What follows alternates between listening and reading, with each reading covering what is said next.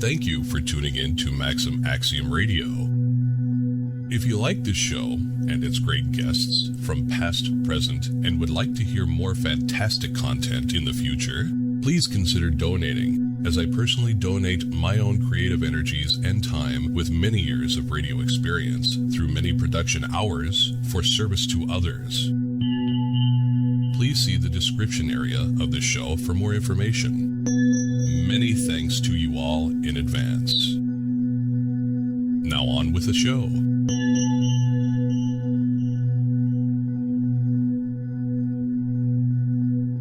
If ye seek, ye shall find. Because no mystery is closed to an open mind. We keep you up to date so you can decide your own fate. Welcome to Maxim Axiom Radio.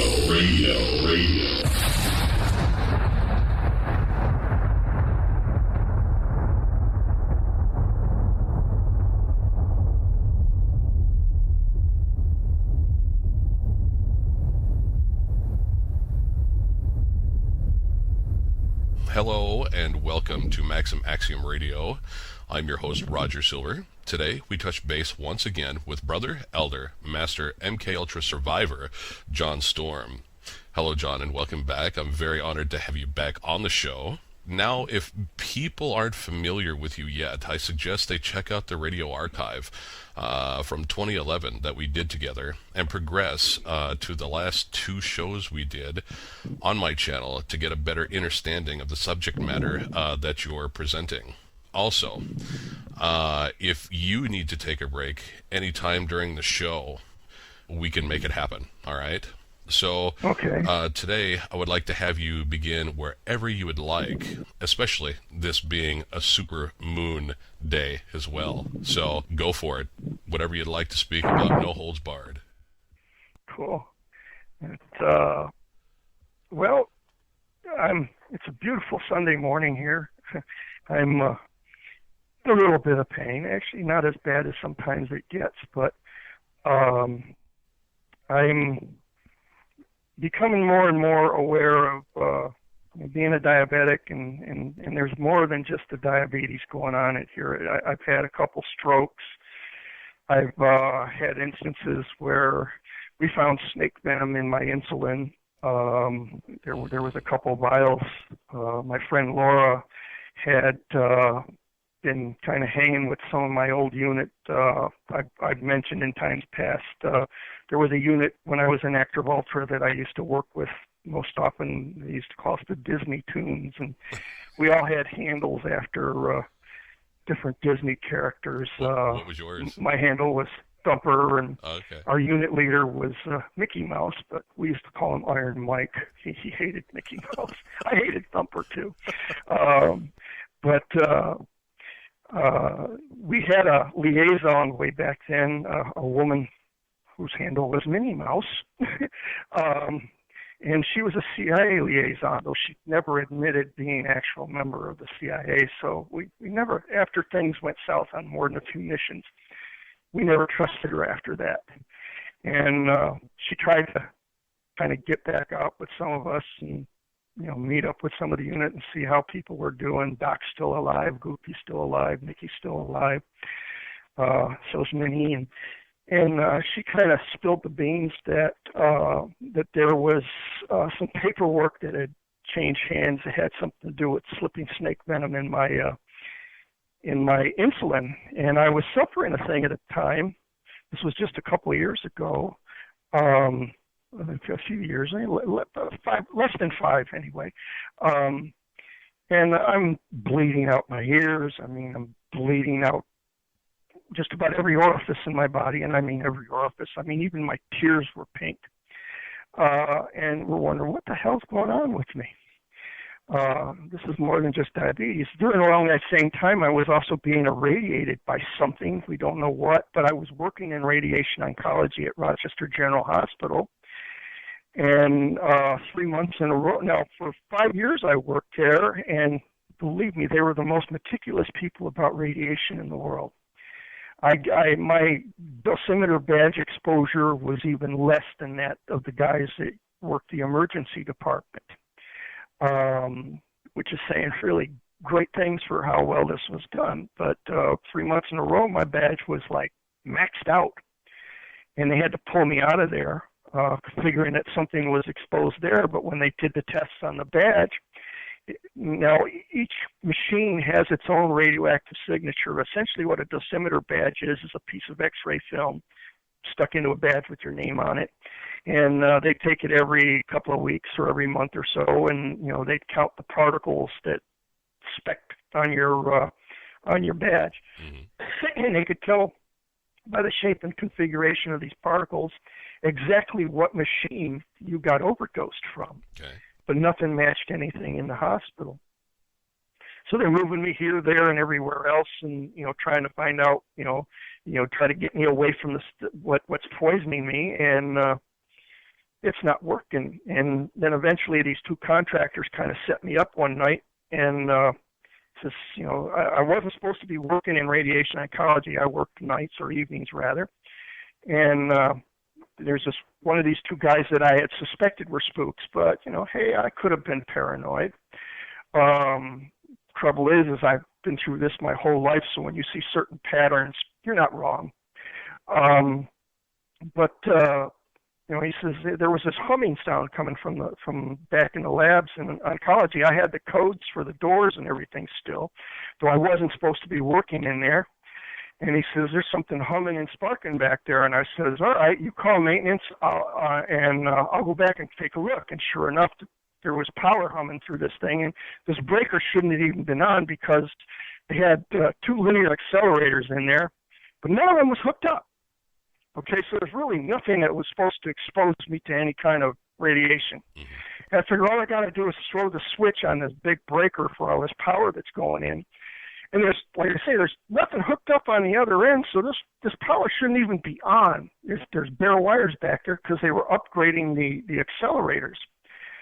And so I go to reach up to turn it on, and the thing does something they call a cascade, and just this wave of energy just kind of comes down, blasts me right in the chest, knocks me into the lead-lined walls. I mean, hard enough where it left the impression of my shoulders in the wall. Oh my God. That's kind of soft, but I hit hard, and burned the front of my shirt off, and left me on and this contractor. These are tech guys that I suspected were spooks the whole time because they were wiring up things where Laura and I used to talk, and there were places we could go that were private where we could talk and not be overheard or electronically or otherwise, and these people were hanging around in there.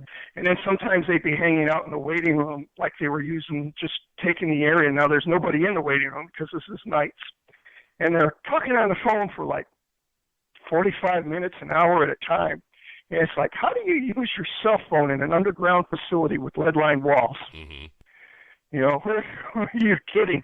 I'd always have to tell patients when I got there in the beginning of my shift, if you go down the hallways down there by the corner, you'll get a few bars on your cell phone and you can use it there. So I had my reasons beyond paranormal for suspecting these contractors. They're outside contractors. They got a special kind of badge they wear. It says they're contractors. They're not a hospital employee. And I figured the only people in this hall or in this area is me. Now, why else would they be there? I said, well, I know why they'd be spying on me if they're CIA, because I'm what they call renegade or off the reservation. I'm an ultra who they don't command anymore. I quit. I didn't volunteer for any of this crap. When I was born in 1953, they took me shortly after I was born. My mother gave me up for adoption. It's kind of a long story, but a lot of those stories, a lot of what the meat of those stories can be found in my books, even the fantasy books, because they're all based on reality. It makes it more believable. It makes a more entertaining tale for one, and it helps illustrate some very important truths that I try to use these to teach people. I'm trying to wake people up to some things about reality, what they've been taught it was and what it really is. And I'm not just an MK Ultra whistleblower. I it doesn't help a bit. I mean, we've got Freedom of Information Act out there, thousands of pages of this stuff. But there's some, and even on those pages, you'll see those big areas blacked out with black marking pen. So it's not like Uncle Sam is coming clean about anything. Mm-hmm. We had at least 2 congressional hearings that I can remember, one in 77 and another one in 1995. And the most we got out of it is some of the victims from the earlier project, Manhattan Project, some of the surviving families got about $100,000 and an apology from Bill Clinton. And it's like, oh yeah, that just makes my life just so much better. He apologized, but nobody's letting up off the pressure. You know, they get to your wife, they get to your bosses, they'll find the weakest link. If they can't control you, they'll control the people around you. Mm-hmm. And that is what they've been doing in my whole life. And now, for all the things that I've been through, I've been shot probably about 5 or 6 times. 6 if you want to count the rock salt in the chest, but stabbed, sliced, whatever. I've been in very, very, dangerous altercations so many times it's really not worth counting. Right. It's nothing to brag about. I was born and bred to it, so intensely. And that's why they call us ultras, by the way. Mm-hmm. Extreme and intense. I might have mentioned to you before the show, these doctors, these Nazi doctors from Project Paperclip, which is where our MK Ultra originated from. They're trying to build Supermen and Manchurian candidates, and that to, go kill people across the world that they don't want in power and put the ones in power that they do want. Mm-hmm.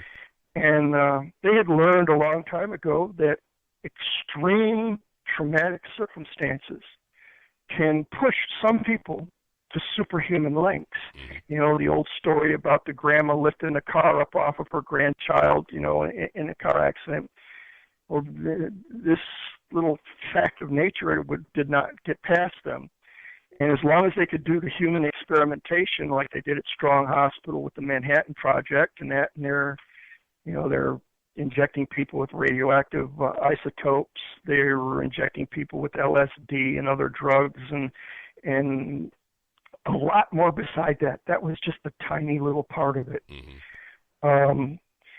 And they do these things. They use like Wolf's Law to microfracture my bones to make them harder and stronger, and then they'd use electrical pulses through pads and stuff across my various muscle groups to make them contract super hard and super strong and make them stronger without breaking my bones. Right. Because now I have the hardened bones, so now I can have the strength. I can take a car crash at 40 miles an hour and I can walk or run away from it. Mm-hmm.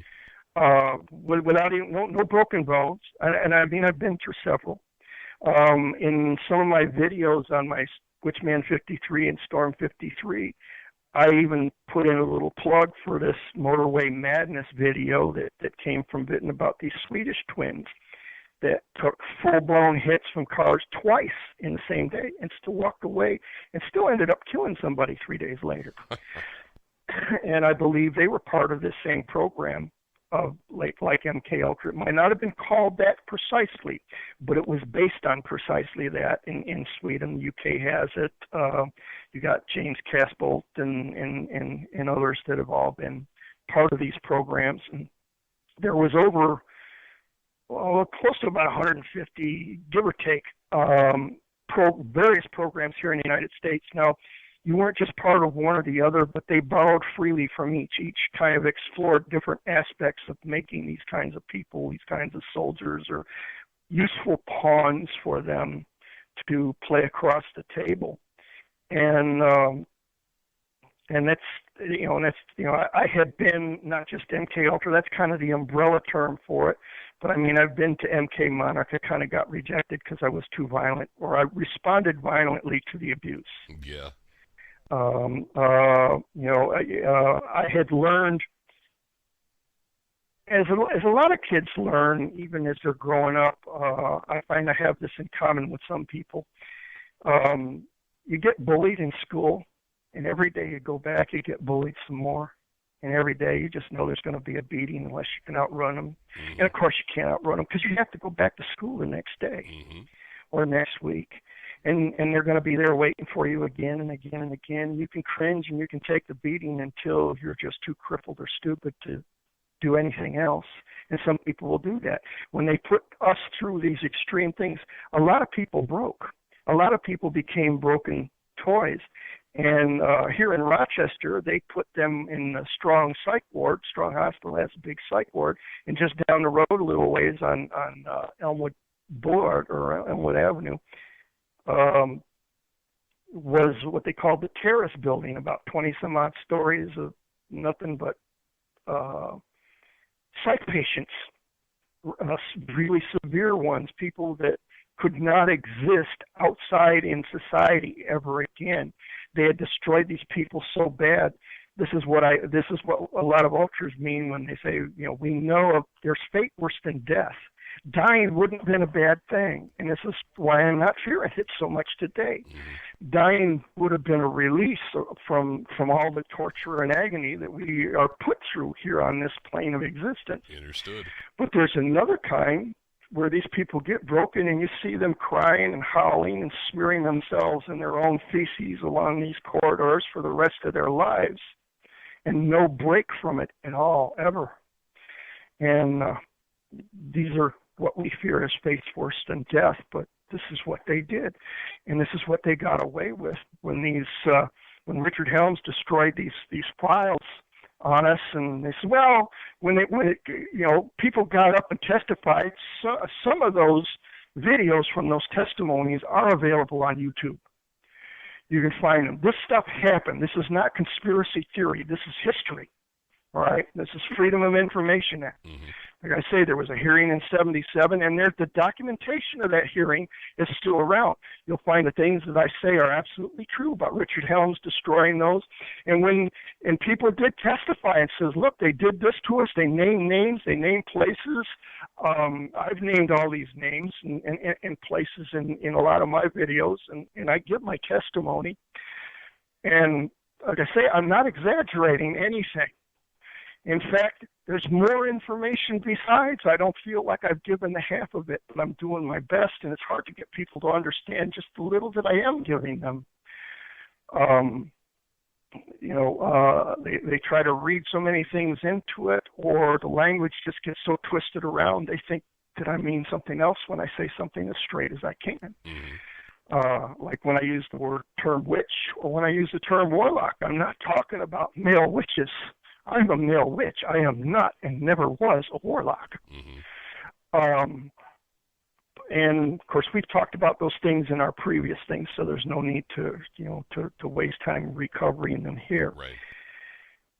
But when they finally got their doctors and cronies like Sidney Gottlieb and Dr. George Estabrooks and all these guys got up and said, well, we can't remember exactly what we did in these experiments. There was a little ritualized abuse. There was some drugs involved, and we just can't recall everything that we did, and the records are gone, so what can I say? And they said, oh, well, we're sorry we bothered you, and they let them loose in places like Building 400 where I was subjected to my rigors, and a lot of people either died or worse at their hands in that building. They're at Strong Hospital, University of Rochester Medical Campus. Medical Center campus. It's right across the street from Strong Hospital there in Rochester, New York. The place still exists to this day. They still do their thing. You still can't get in there. Oh, national security. Yeah, that's what they call it when, wouldn't it be great if you could go rob a bank and the cops come and say, hey, I can't let you in the house. National security, you know what I mean? Wouldn't it be nice if we had that to fall back on as criminals? Wouldn't be nice for anybody but the criminal, and that's what we're in now. Mm-hmm. The fact that I broke off from MK Ultra would not let them be my masters. I brought all of this on myself. The powers that be have been allowed to be for all of this time.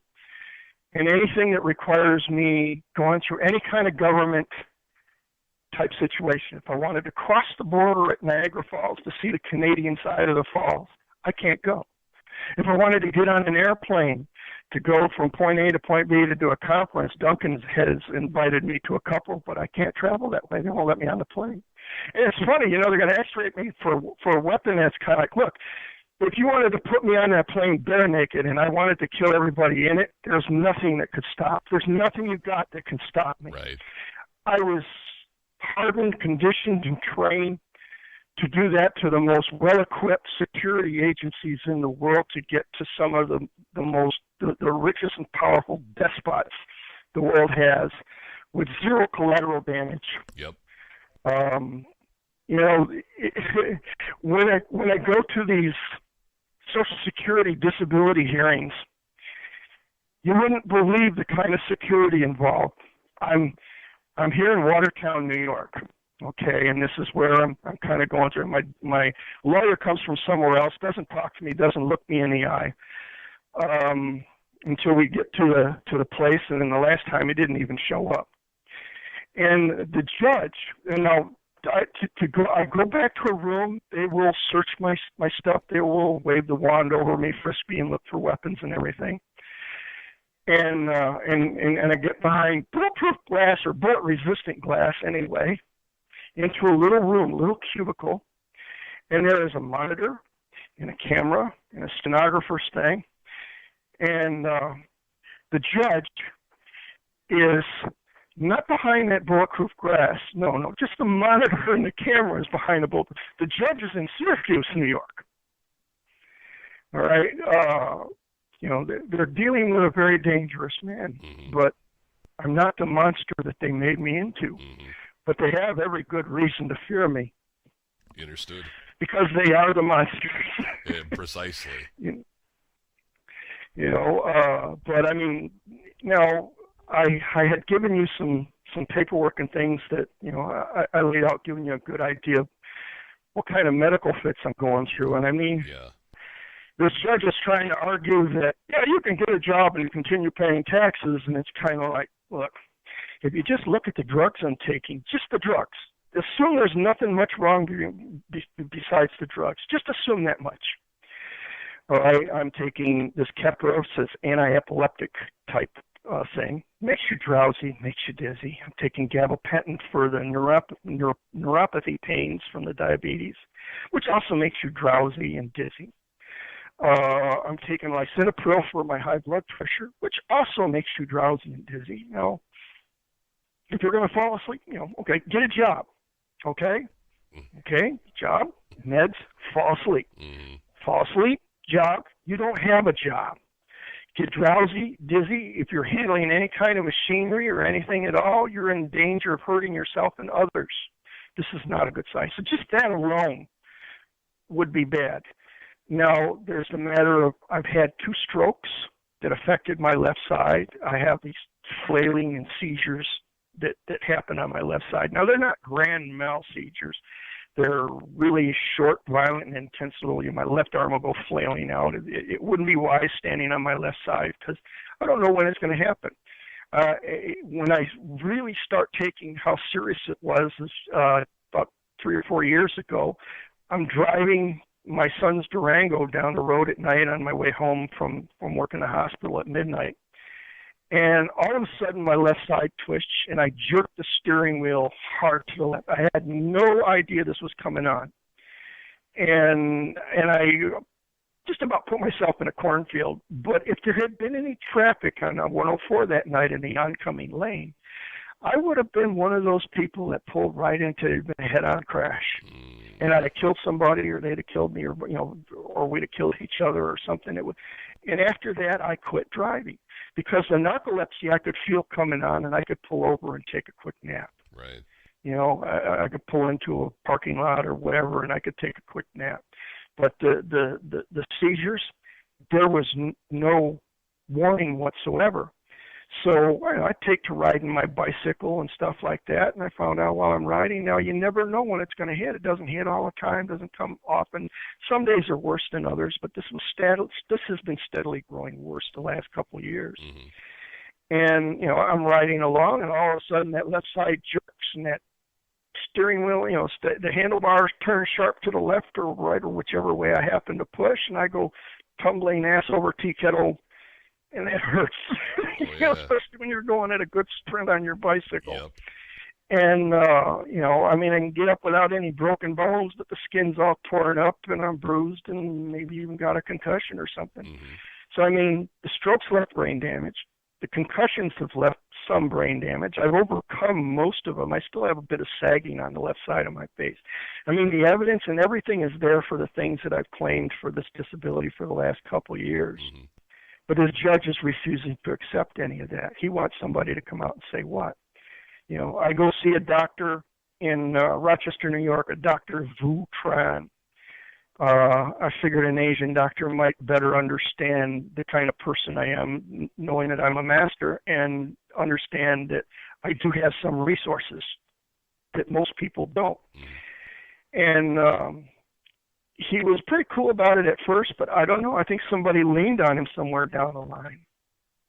And, they schedule in these 15-minute increments. They try to get as many, get you in and out 15 minutes, weigh me, listen to my heart, take my blood pressure, check my glucose meter there, and decide, well, you should take a few more units more often or something like that.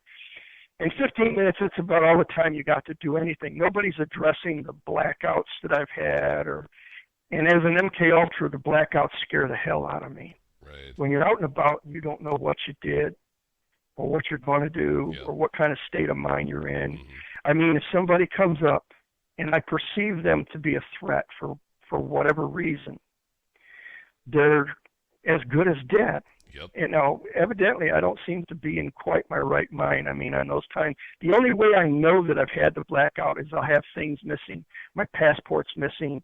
Some of my clothes are missing.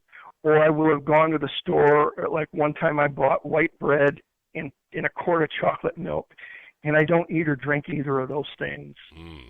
Ever. Haven't for years. Don't even like chocolate milk. And white bread I've never ate.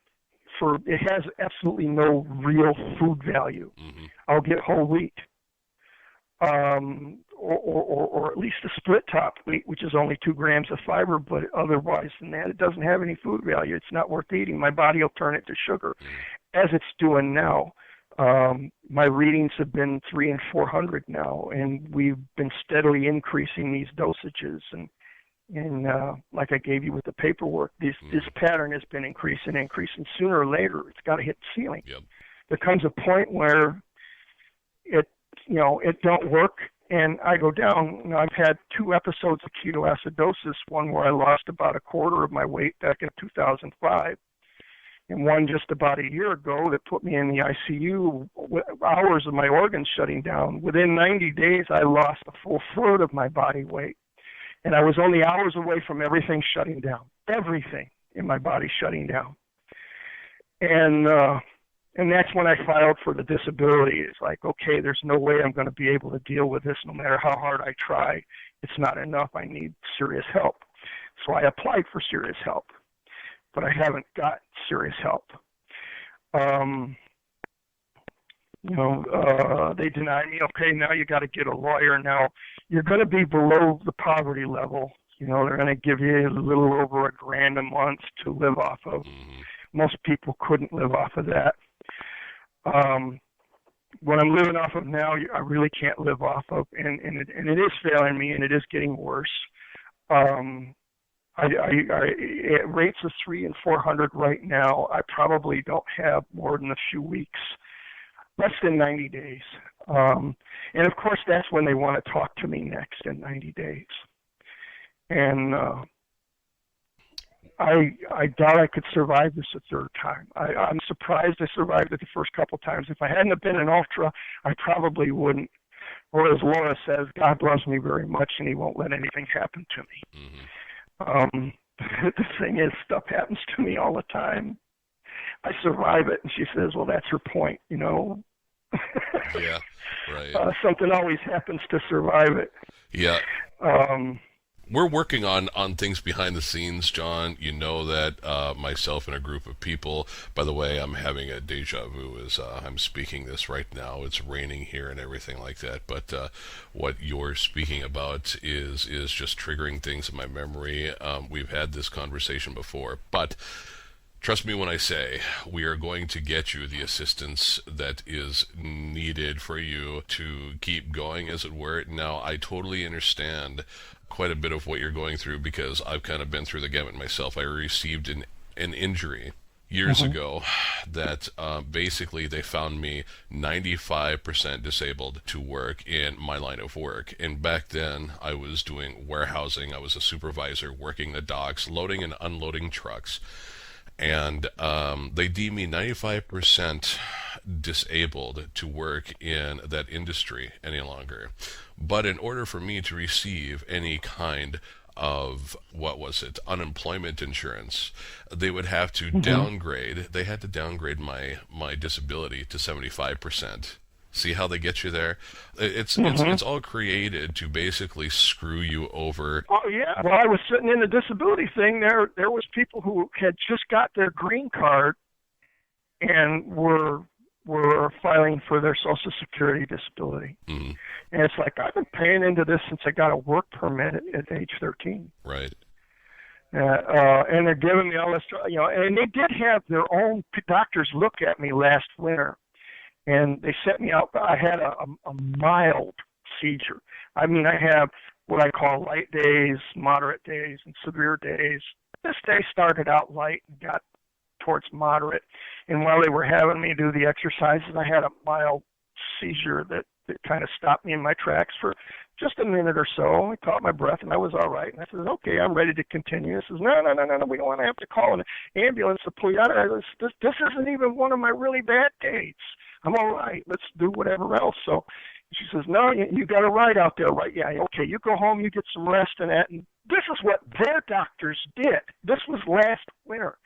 And I says, what I want to get, what do you expect to get? Well, I expect to try to get into an assisted living type place because of the blackouts and that. I'm not always sure when I get my shots and what dosages. And if I'm not in my right mind when I'm giving myself this shot, my God, what could happen to me? Right. And like I say, they completely, the thing I said where that judge was being willfully ignorant, and I mean maliciously presumptuous that, hey, I don't have a valid claim. It's like, it is. And, when I asked this doctor, I need you to write something. They sent me a thing. It says, okay, to apply for food stamps last year. Now, there's a few of your listeners, well, one named Betty in particular, and Deanne and a number, actually helped me. I was living literally on weeds. I was eating edible plants that I could find around the house or around the area, my neighborhood, and that's what was keeping me alive. And they did, Betty sent me a care package of some food. I still got some of the organic cinnamon that I still use. Deanne sent me a gift card with some money on it to help me buy some actual food to keep me alive and that. But I told them what I was going through back then, and I says, well, you qualify for emergency food stamps. I says, great. Okay, you have to send this thing to your doctor. You fill in the top, the doctor fills out the rest. Get that in right away. So I got that in as soon as they sent it to me. All right, now 2 weeks later, I'm supposed to be getting, all this time I'm eating weeds, 2 weeks, okay? I have every confidence that the doctor filled out that little card thing and sent it back in. 4 days after that was due, I'm still waiting to hear if I qualified for the emergency food stamps. I got them now, but I didn't then. He has his secretary wants to schedule an appointment, an office appointment. So he gets paid $240 every time I step into the office for 15 minutes, okay, and discuss what to write on this. It's like, you're my doctor. I came to you for help. I expect you to diagnose me. Tell me what's wrong. I already got a good idea, but I need a doctor, a professional, to write down what's wrong, document it. And, you're going to ask me what to write on this. And maybe I missed a chance there to get him to write that I was wholly disabled and everything else and that. But I wanted an honest assessment so I knew what I'm dealing with. I didn't go there for free food stamps. I went there to get help. If I'm employable, let's fix this so that I can continue a better life, you know. Yep.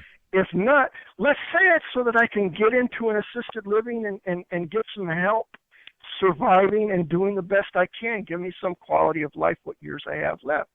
But this is not what I'm getting. And then I go to this neurologist. You got some of the information from there. And I says, I need this for a judge. I need this for me, and I need this for a judge. We need to determine exactly what's going on with all this, the blackouts and all that. So he schedules me for 2 EEGs, one with this remote control thing on where I'm walking around with my brains wired up for 3 days out in public. People walking across the street. I look like a freaking geriatric Terminator walking down the street with all these wires hooked to a box on my belt from my brains. And then he schedules 2 MRIs, one regular and one high contrast, where they put the dye in your system. And, and we get those. And I said from the very beginning, I want to see those. I'm just fascinated by that stuff. I want to see those. And I'll tell you where the stroke damage is. And I point to the upper right-hand side upper central right-hand side of my right hemisphere, because that's the area that was affected by the stroke. It controls your left arm, left hand, left side of my body. The functions there, and that's what caused the facial sagging and all that other kind of stuff. I know where it's at, where it's got to be. And I says, I want to see this. Well, I still haven't seen it this day. Nobody let me see it. He says, well, all I saw was a little shrinkage that comes with age, and it's kind of like, look, you should see stroke damage, at least 2 strokes that we know of, possibly more. The concussions I've had, I've been in head-on accidents twice where I've gone right through the freaking window of the car. You know, I got up and walked away. I was a little sore the next day and everything, but there was concussions involved in some of these. You know, that should be on there. He no mention whatsoever. And then there was these other tests and stuff, 2 sleep study tests. And I go to get my file. Well, I sent you a copy of the file that I got. Okay, I needed this for the judge. Look, there's damage here. There's this causing this. This is what's causing the narcolepsy, or could be causing the narcolepsy, and the seizures and everything else. But he don't put any of that. None of that is in the file. The only thing, you've seen what's in it, that I had 2 EEGs. Nothing is said about what the results was. And that he's prescribed the gabapentin and the Keppra. And he says, well, there's no seizures, but I noticed something when I got the first EEG that the technician wrote when it said results on the bottom. She put 780.39 and an exclamation mark, big numbers. Okay, now I knew that wasn't the price of the EEG, so I went to the library after, because that's where I go to connect on the internet so I can talk to you guys on Facebook and that. And I looked it up, and it said seizures. Epilepsy, you know, not necessarily grand mal, it just covers the whole spectrum of seizures. But the doctor says, no, it's not seizures, or it's not from, you know, we'll hook you up with this other EEG to see if it's coming from your brain or from someplace else. Now, where the hell else would it be coming from? You know, he's double talking me. You're right. And I look at it while I'm sitting there in his office for one of these 15 minutes. I'm looking at the diplomas on the wall. There's a number of them and awards that he's won. And there's one right there, University of Rochester Medical Center. And I thought, dogs produce puppies. Cats produce kittens. I've been to that place. There are monsters there that mess with people's brains and everything else. And this neurologist got his diploma from there. Monsters produce monsters. This man is not going to help me. And sure as hell, he didn't.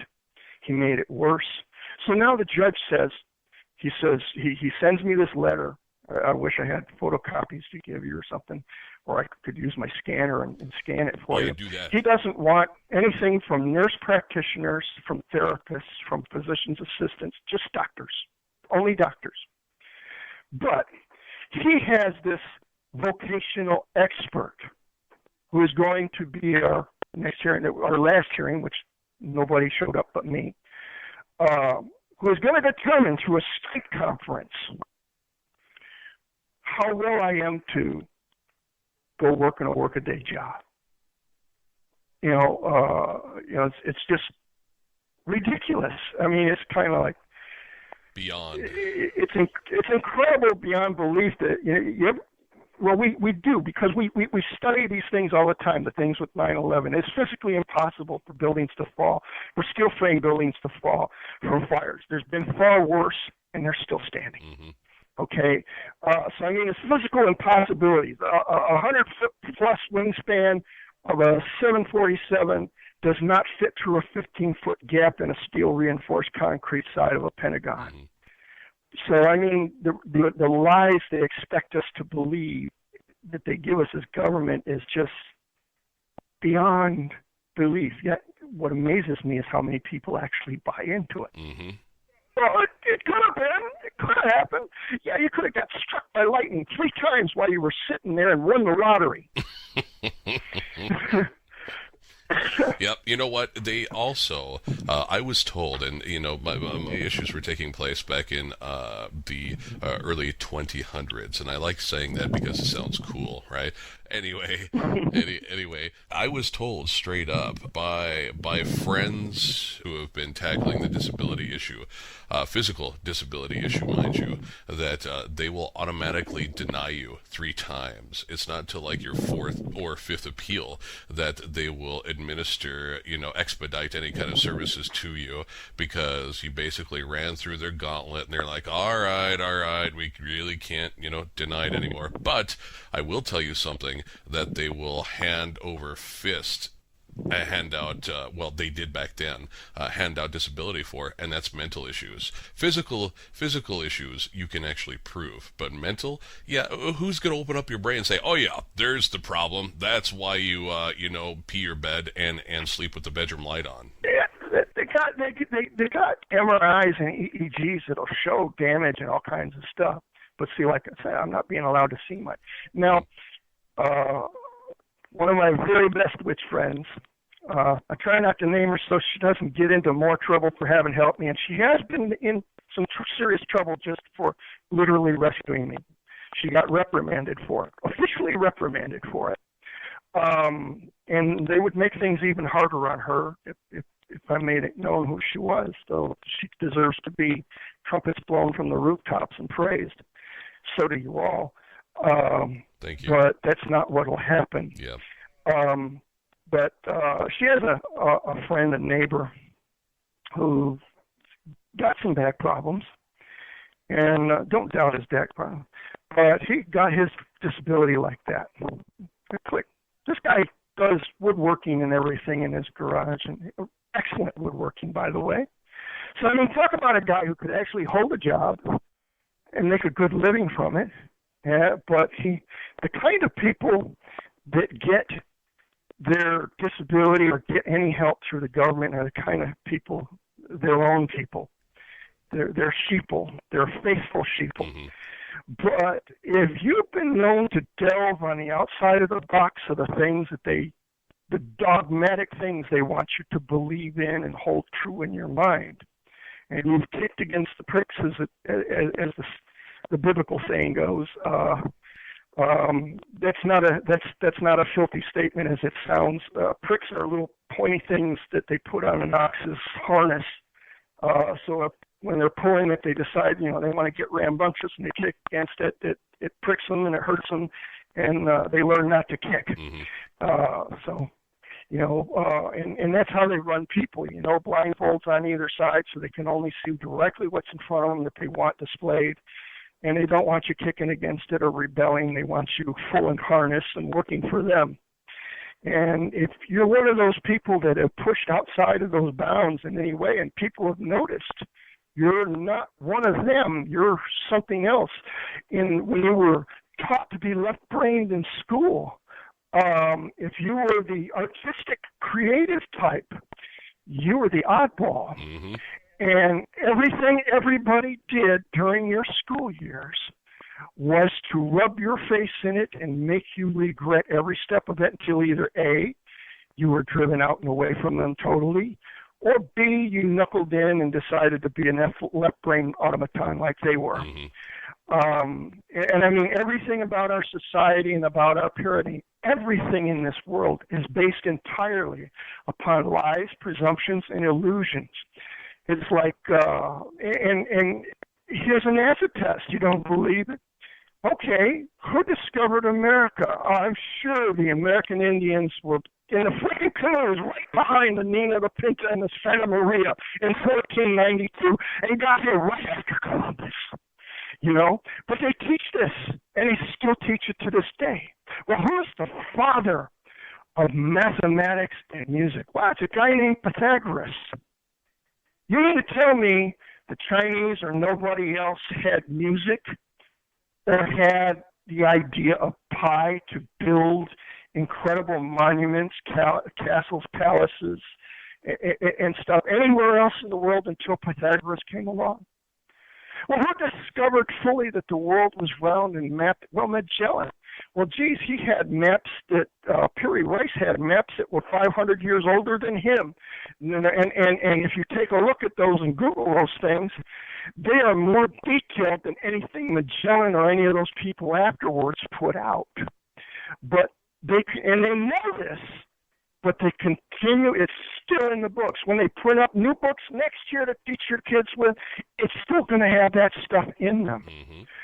And they continue teaching them these falsehoods as reality and question anybody else who steps outside of that box. Yep. You're a rebel. You're no good. You're a conspiracy theorist. You're kind of like, look, my argument was I'm not a conspiracy theorist. I passed physics. In fact, any time I was in school, thankfully because of the brain scarring MK Ultra did to me as an infant, which many infants did not survive, I had an eidetic memory. I didn't graduate in the top 1% of my class. I graduated in the top 1% of my school, which meant I passed physics with straight A's. I understand about things, gravity and electricity and stuff, all moving in the path of least resistance.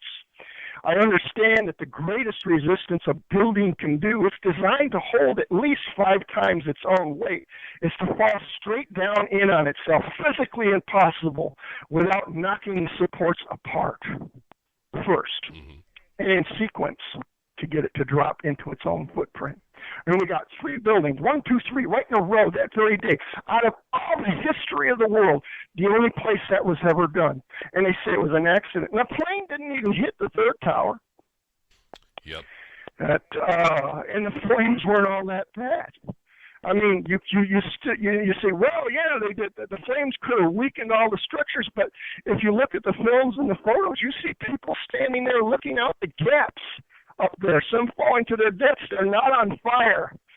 You know, it takes over 2,000 degrees to melt those girders. You know, these people should be lit up. Right. If that was the kind of heat involved, but it wasn't. You know, and since part of my training came through UDT, underwater demolition teams in the Navy, I understand how things come down. Mm-hmm.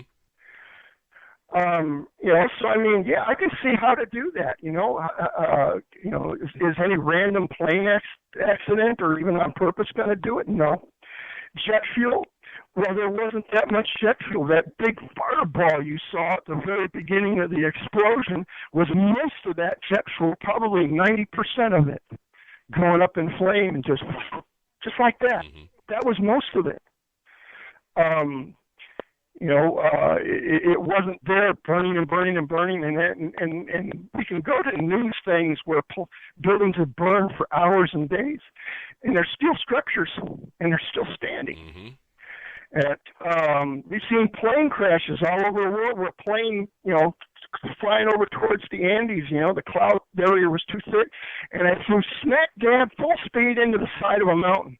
And you see plane engines, you see tail sections, you see identifiable parts, you see seats, luggage, bodies everywhere.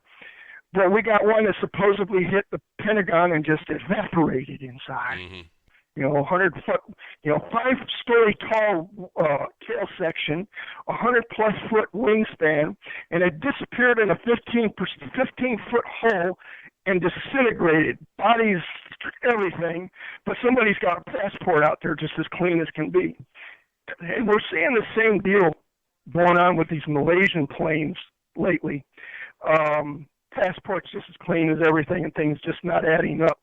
The supposed plane that hit the ground at Finksville just left a hole, and nothing you couldn't pick up with one hand and walk out of there with, and it wasn't smoldering for all that long after it happened. If you look at the videotape from back then, they're all news footage, And one of the things that cued me off back then was the FBI went around to all the hotels and gas stations and that had security cameras pointed anywhere in that general direction, and confiscated all those tapes in the name of national security and wouldn't allow any of them. I had some friends in France at that time send me a video and says, "We want to see this plane flown by this guy who doesn't even know how to land one, and how he folded back the tail section in the wingspan to fit in a 15-foot hole. We want to see that, America." And they're laughing their asses off at us. And to this day, how many shows will you see on Facebook that say, "We're crazy, the government wouldn't do that"? And all the things that I've been through, when I see people like Dave Corso die, my friend Laura, she used to follow just about everything I did. She was kind of like my groupie. Well, she was my best friend. Calling her a groupie really wasn't fair. But from the time we were I think she was in her late teens and I was in my early 20s when we first really met and hanging out. And she's seen the things that I did. I mean, people would be talking about it all the time. I was working for a Parkside Ambulance back then. And I wrote a story called Laura's Story, which you can find in my book Rick's collection there.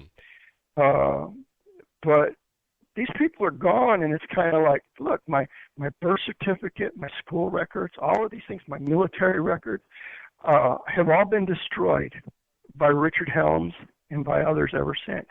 It's as if I never existed. And then there's these people that come and say, "Well, he couldn't have done that. It must have been something." But I was there. I did these things. I even gone to court for some of these things. And the records are just disappearing, and the people who've seen them are dying off. And it's kind of like, look, I withstood this. I survived it. I withstood it. I tried to stand above it. I'm going to leave this world my own man, in control of my own soul, which I consider a tremendous victory no matter what happens, really. But if before I get to that point, I can awaken up a few more souls and they can see and they can look around and they start seeing for themselves and they decide not to be slaves to it any longer, well, there's that much bigger of a reward. It's why I'm kind of even get a little bit upset when people say, "Well, look, I'll send you money," and it's like, look, if you do, people are going to say that everything that I've been through, all this that I put out was just to make money. And it's like, look, I got 2 books published that in paperback that go out for sale on Amazon.com and Barnes and Nobles and like that, and they sell them.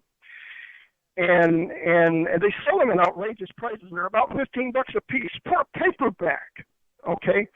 And I haven't been sent a dime in royalties in years. They said, well, they discounted them. Well, how do you discount my royalty and you make money off of my work? My publisher, Double Dragon, don't buy their stuff. He's as crooked as a dog's hind leg. The books on Amazon, I don't get a dime. You don't help me a bit. You're just putting money in the pockets of thieves when you buy them. So I rewrote Matriarch and Warrior of the Witch Clan, and I put them on an ebook thing on Bookricks, and it's free. Nobody makes any money out of it. I'm not doing it for money. I originally wrote them because I wanted, Matriarch, I wanted you to understand my grandma and my great-grandma all went to their graves, and most people never had a clue as to exactly who and what they were because it would have brought only persecution. It was kept secret for centuries. Why? You'll learn why as you're reading it. You'll get it. People, well, I wonder what it was like to be raised in a witch clan like you were. I try to give you my best effort at what it was like being a kid. I didn't bring up all the MK Ultra stuff in it because it'd be too confusing. You know, I kept the story simple. That's the fantasy aspect about it. I simplified it, just kept it simple, so that you could follow it, and got a regular storyline, and you can learn how we look at things and how we do things, how real witches do things, not Satanists or Illuminists or any of that crap, because that whole paradigm, everything about this paradigm is false. When you hear about the Satanists, what's one of the first things that comes into some of the evil things that a Satanist will do? Right. Well, you know what? Off the top of my head right now, the first thing I think about, when you bring up Satanists would be organized religions as people know them to be today, really. Or what used to be very, very, when witchcraft started becoming chic, was what they called the Black Mass.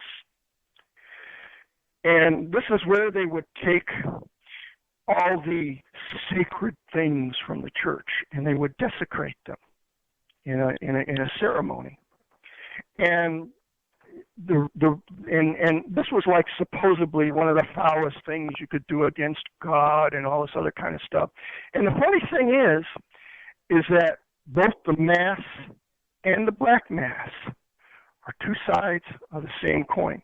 Not a good side and a bad side. It's a very deceptive coin. It's every bit as evil as the money that we have today. The money that you have today is not worth anything. There's no precious metals in it.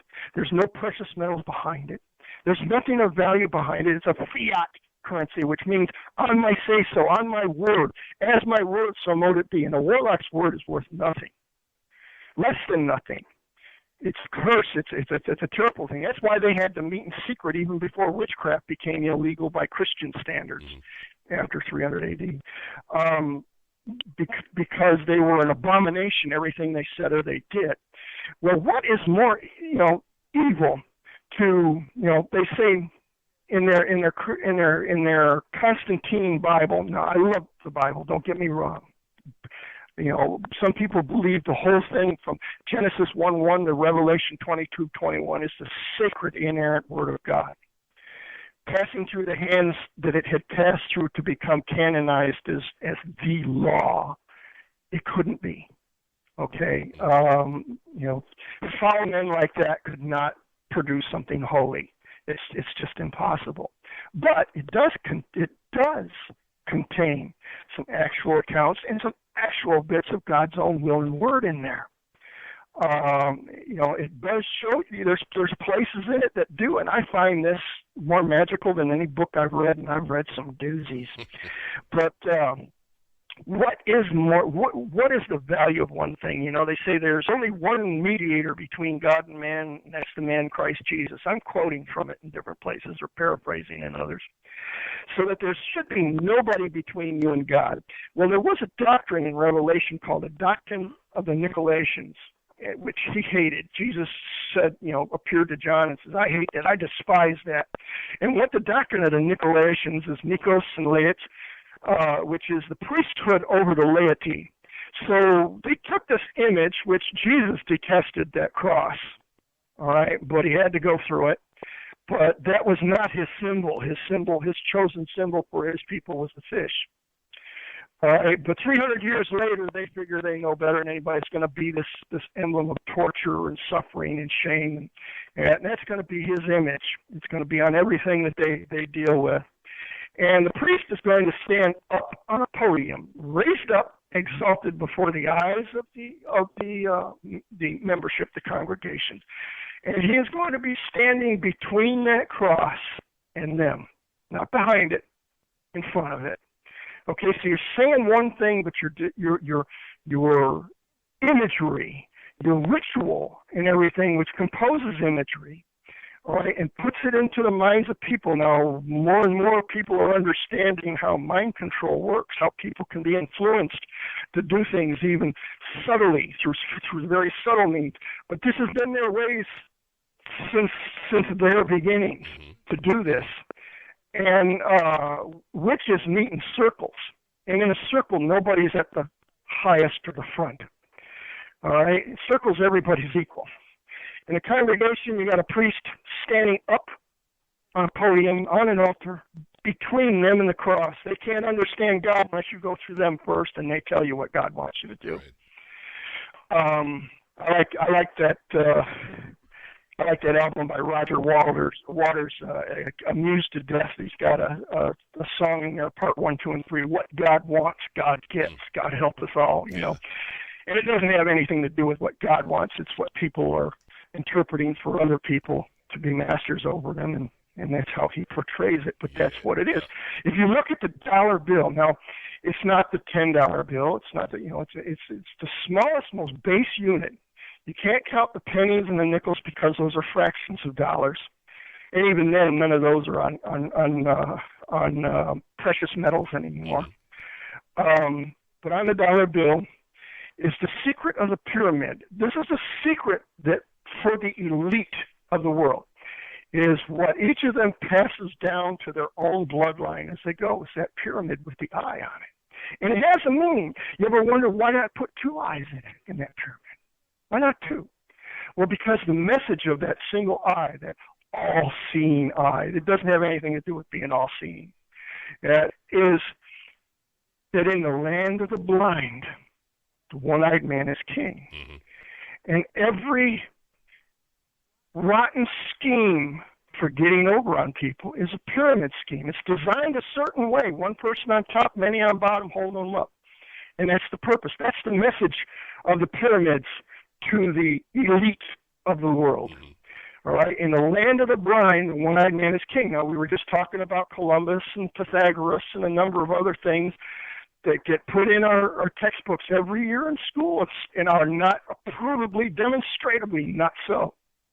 But there's a reason why they teach you this and why they keep people into it. They blind them, and then they control them. Knowledge is power. Bad knowledge is power for them and not for you.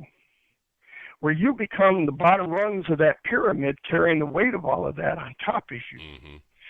But the real knowledge is up in that all-seeing eye on the top there, in the land of the blind. One-eyed man is king. Who's the king? He's at the top of the pyramid. Now, there was an interesting thing that happened around the turn of the millennium. And I wrote in my book, Practical Witchery, I described something about an experiment that I did. I think it was back in around the summer solstice of, I think it was 93 or 94. I forget exactly which, but I give you an account of it. There's a story of it, exactly what happened that day, in Book Rips called Parting the Veil of Worlds. And even some of the pictures that my kids had taken at the time when we did this. And a chart of the Druid's Wheel is also in there about times and seasons and when certain portals to certain other places are open. And I described in detail what I did to open this rift into Gwynedd and make this little blue fairy come flying out of it. Well, I didn't intend for him to come flying out of it, but I knew I was going to see some. Mm-hmm. We were going to open it up or we were going to walk in. I knew I was going to open it, all right? I knew basically what was going to happen. And I used a crystal, and I pumped energy through that crystal. I focused energy into that crystal. And you can see the picture of it. We practically lose the whole top half of my body in the brilliance of it. And you can see the blue fairy, and that fairy has shown up many times afterwards. The fairy exists over and above that rift. Mm-hmm. And I tell his story and I explain all of that. But let me use that to point to something else that some other people in the craft did. Now, when we say craft, oftentimes we're talking about witchcraft, the craft of the wise. But when we talk about craft, we're actually talking about all crafts. I don't care if you're a good woodworker or an architect, it's still a craft. Everything operates on actual formulas. It's not just little right brain hocus pocus or anything else like that.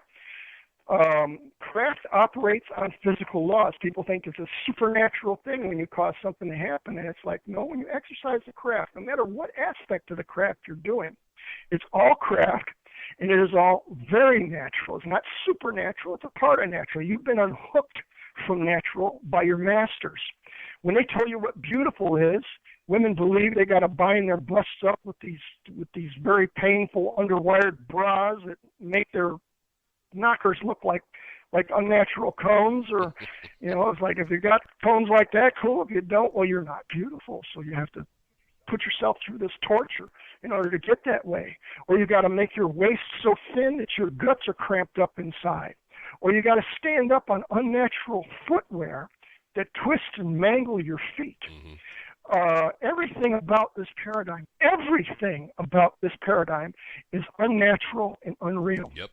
Now, when I talk about spellcraft, people think about bibbidi boppity boo and abracadabra and all this other kind of stuff. But I have posed for you what a real witch is, what a practicing, real, honest to God witch version of spellcraft is. It is a spell is a period of time where influence or influences are brought to bear to accomplish a desired goal. Now, I can put this in, I can write that way in the English language, but I can also write it in an algebraic formula that is much like what engineers call Ohm's law or the Pyre wheel today, where S would equal spellcraft. All right, the topic or the full formula of what we're going to do, and that would equal G, which stands for a definite goal, over T, which represents the time involved, times I, which would represent the value of the influences used. So it would be written as S equals G over T times I. Okay. All right. All things about magic and spellcraft are formulaic. It's like writing a program for a computer. You make things happen. It takes structure to do it. It doesn't just happen randomly, but it takes the forces of nature and things around you and creates what most people would think are supernatural results, but they're not. They're just made to believe that they're supernatural results so that they don't ever try to reach beyond what their masters want for them in their chains and their gilded cages and cubicles. Okay, so, I told you that to tell you. Oh, okay, yeah. Now, I gave you that example from Parting the Veil of Worlds, how I opened that rift, and I made something come out of that rift, and I made things happen. Now, right at the turn of the millennia, there was a millennial celebration, and don't take my word for it. Google it. Go back to the news things of the day, and you're going to find out that during the turn of the millennia, there was a great millennial celebration at the Cheops Pyramid. And they had taken a crystal and gold capstone and set it on top. And I tell you why in my book, why I used the crystal and that, what properties of it did I use to get the kind of results that I wanted to get. Okay? And they use a crystal and gold capstone on top of the Cheops Pyramid. And they invited celebrities, gods, little g, politicians, world leaders from all over the world to come and celebrate New Year's there. Anybody who was anybody was there at the Cheops Pyramid for the Millennial New Year celebration. And inside, people were practicing a dark rite or some religious rite. Inside, something formulaic, inside the Cheops Pyramid, while everybody was celebrating outside. And just like in my story, which was written well before the millennial thing, this was around 93, 94, a gateway opened up, a portal opened up, and energies were brought out. And everybody that was there that day, all these world leaders and celebrities that you love so much, all went home with an extra squirrel in the attic, at least. They all went home with other influences that were not readily available to the human eye, though I would have loved to have seen some digital photography with orbs and stuff that would have been there, or shadows and the likes, because it was a dark plane they opened up. Yeah, but everybody, and ever since, our world has been getting, the laws that they write, that they don't even have the right to write. And they'd be impeached or tried for treason, but they're not. They're murdering people. When Obama signed that thing, a guy named Anwar al-Awlaki, I think it was during Obama's first term, he signed an order with the CIA that this man should get droned. This man is an American-born Muslim. And the evidence, there was no evidence supplied against him. He was talking against America. Well, I'm talking against it right now. And I'm telling you, rebel, do not comply against their illegal laws or anything else. All right? But he signed an order that said he could be droned. Not only him, but his 16-year-old son. And now, this didn't happen on the same day like his boy was collateral damage. No, they sent a separate drone to a separate place to kill his 16-year-old American-born son. He was American-born. His son was American-born. Due to all the due process every one of us are due. Somebody should present evidence against them and everything. There's a way of going about this, but just having them killed outright. He signed that right there in front of God and everybody. That's murder. That's premeditated murder. Mm-hmm. That's conspiracy to commit premeditated murder. And I mean, we're going to argue all kinds of little trifling things about what should impeach him, and it's kind of like, but he did that, and he has no right to do that. The judges knew that. Lawyers knew that. Everybody knew that, but nobody did anything. Or those that did got negated right off the bat. But, it's like, how does that much evil spread around? Well, I told you where that kind of began. Actually, it was here long before that. But that's when it got worse. Right. Because people took the craft. Now, if you follow the Book of Enoch, a lot of people like Enochian magic, and a lot of that comes from John Dee and stuff and doesn't have anything to do with what Enoch actually wrote. But if you read the Book of Enoch, you'll find that these rebel watchers, angels, taught all kinds of crafts, metallurgy, all kinds of things. It's all the craft, all of it. Warcraft, martial arts, that's the craft. Spellcraft, people think it's just one thing or another. When you think of necromancy, well, look, when your doctor learned how to operate on stiffs, on cadavers, that was necromancy. It's always been necromancy, all right? The knowledge was gained by sitting up with the dead. A lot of knowledge, not just the hoogly-boogly stuff they try to make you think it was, but a lot of very practical stuff that still gets used today. Knowledge is power. When we talk about sorcery, people think of this guy in a pointy hat standing there making lightning come down and fireballs coming out of his hands, and it's kind of like, no. The Greek word for sorcerer is pharmakia, because it describes exactly what influences that they use chiefly, not the only ones, chiefly, to do what they do, the hocus pocus, the magic they work in people's lives, healing them. It's not necessarily a bad art all by itself. It's how it gets used. Yep. And, sorcerers found out, doctors, that was part of the mystery schools way back then. And you took an oath, as every mage or who took mystery schools or the higher learning in those universities back then took an oath to use what they learned there for the good of their people, not for themselves at the expense of everybody around them. There was a reason sorcery and that became an ugly name, and they met in secret back then because they were warlocks, they were oath breakers, and they didn't mind getting you addicted to some drug, so you keep coming back over and over and over again, and they became wealthy. And everything about this paradigm, even in the church, whether we're talking about the church or the Black Mass, they're both the same thing. What is the desecration? The things that matter to God, you think the church and those stinking wafers, and I mean they're funky little things anyway, mean anything at all to God, hurt God in any way. But when you take the souls of beautiful people and you twist them and you corrupt them to your own agenda, they start saying stuff like, well, that's a goddamn thing, meaning God would curse or condemn that thing. Well, that's using the Lord's name in vain. No, using the Lord's name in vain is when you have them dig deep to give you money so that you can do good in His name, make yourself richer, build bigger buildings, get wealthier and everything else, when they should be out connecting with the poor themselves and giving of themselves and connecting. But you took that all away from them. That is the foulness. That is the desecration that God cannot abide, that is the slap in His face. That all of you souls have all of this power at your beck and call to do all sorts of good, to change this around, but you're shackled in chains of darkness that they forged for you and continue to shackle you in the pressures they're putting on me, the pressures they put. I'm not the only one.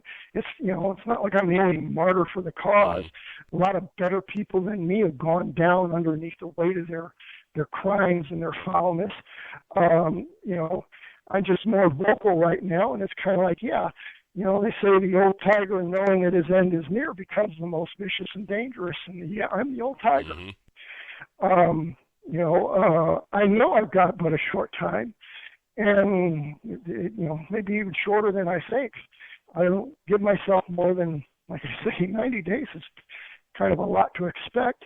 And the truth is I could have a heart attack or a fatal stroke, 5 minutes from now. Yeah. And I shouldn't have lived this long. I want to say, John, I thank you very much, though, for spending what time you do have left on my show in particular. I would like to really quick ask you about something.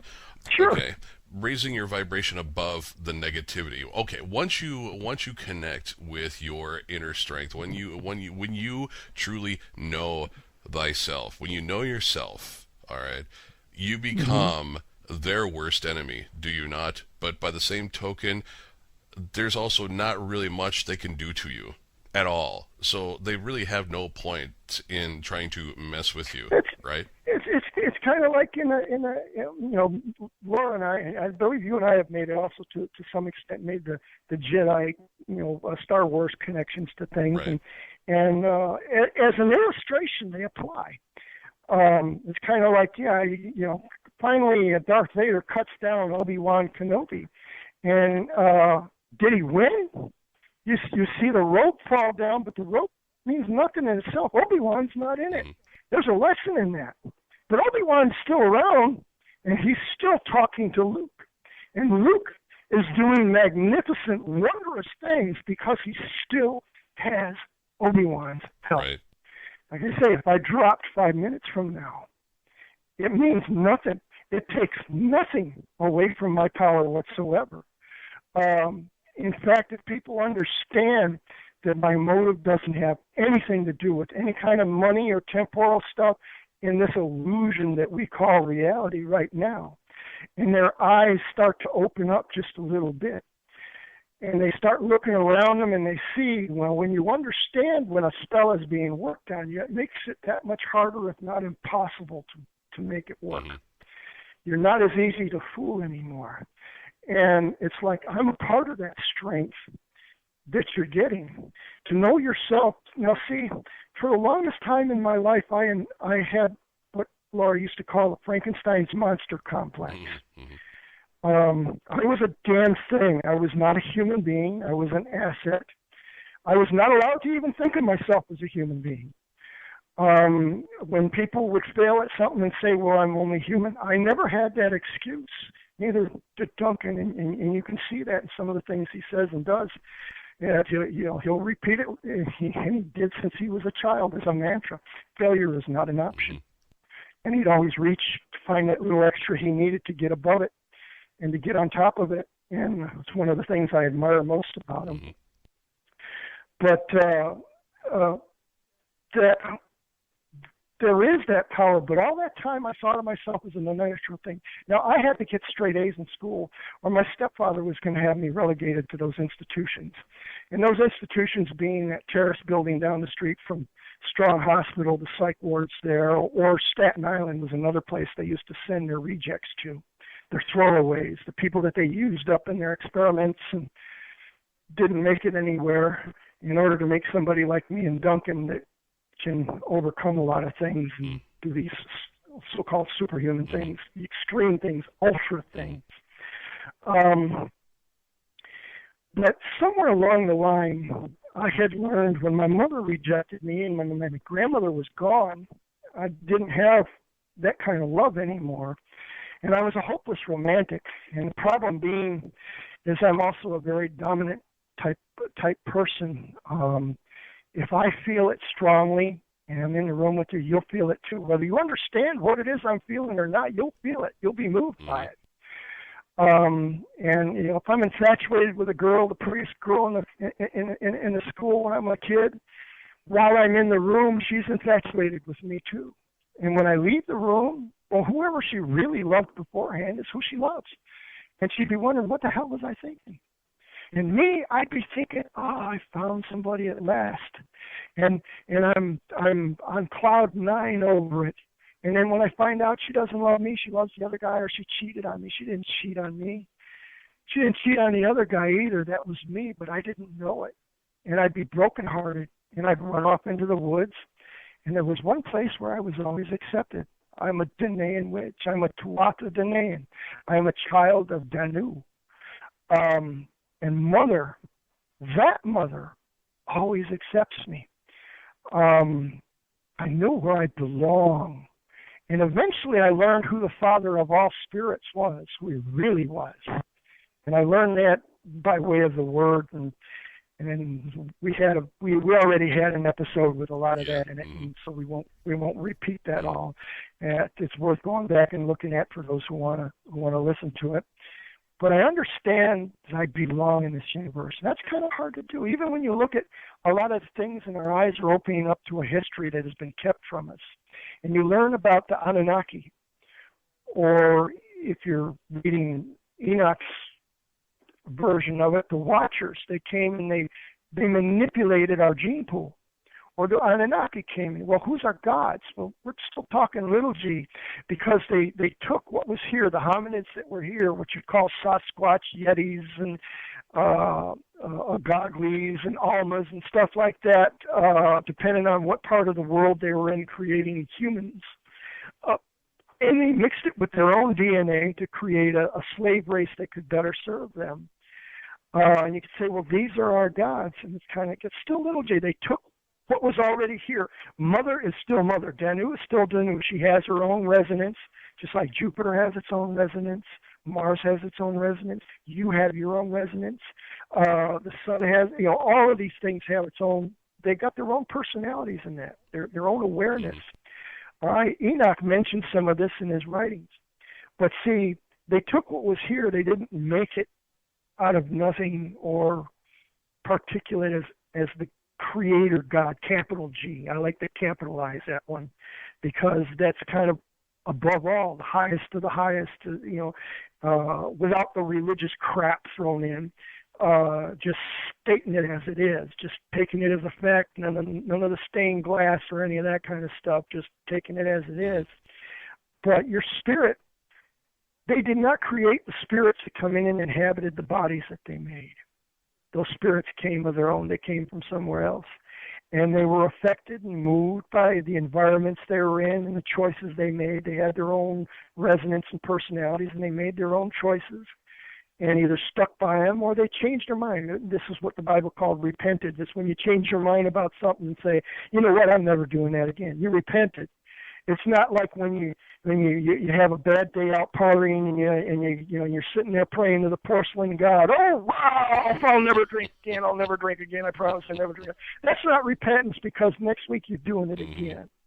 When you actually do stop, and that's repentance. That's when see power. It changed something. You changed your mind. You changed your path.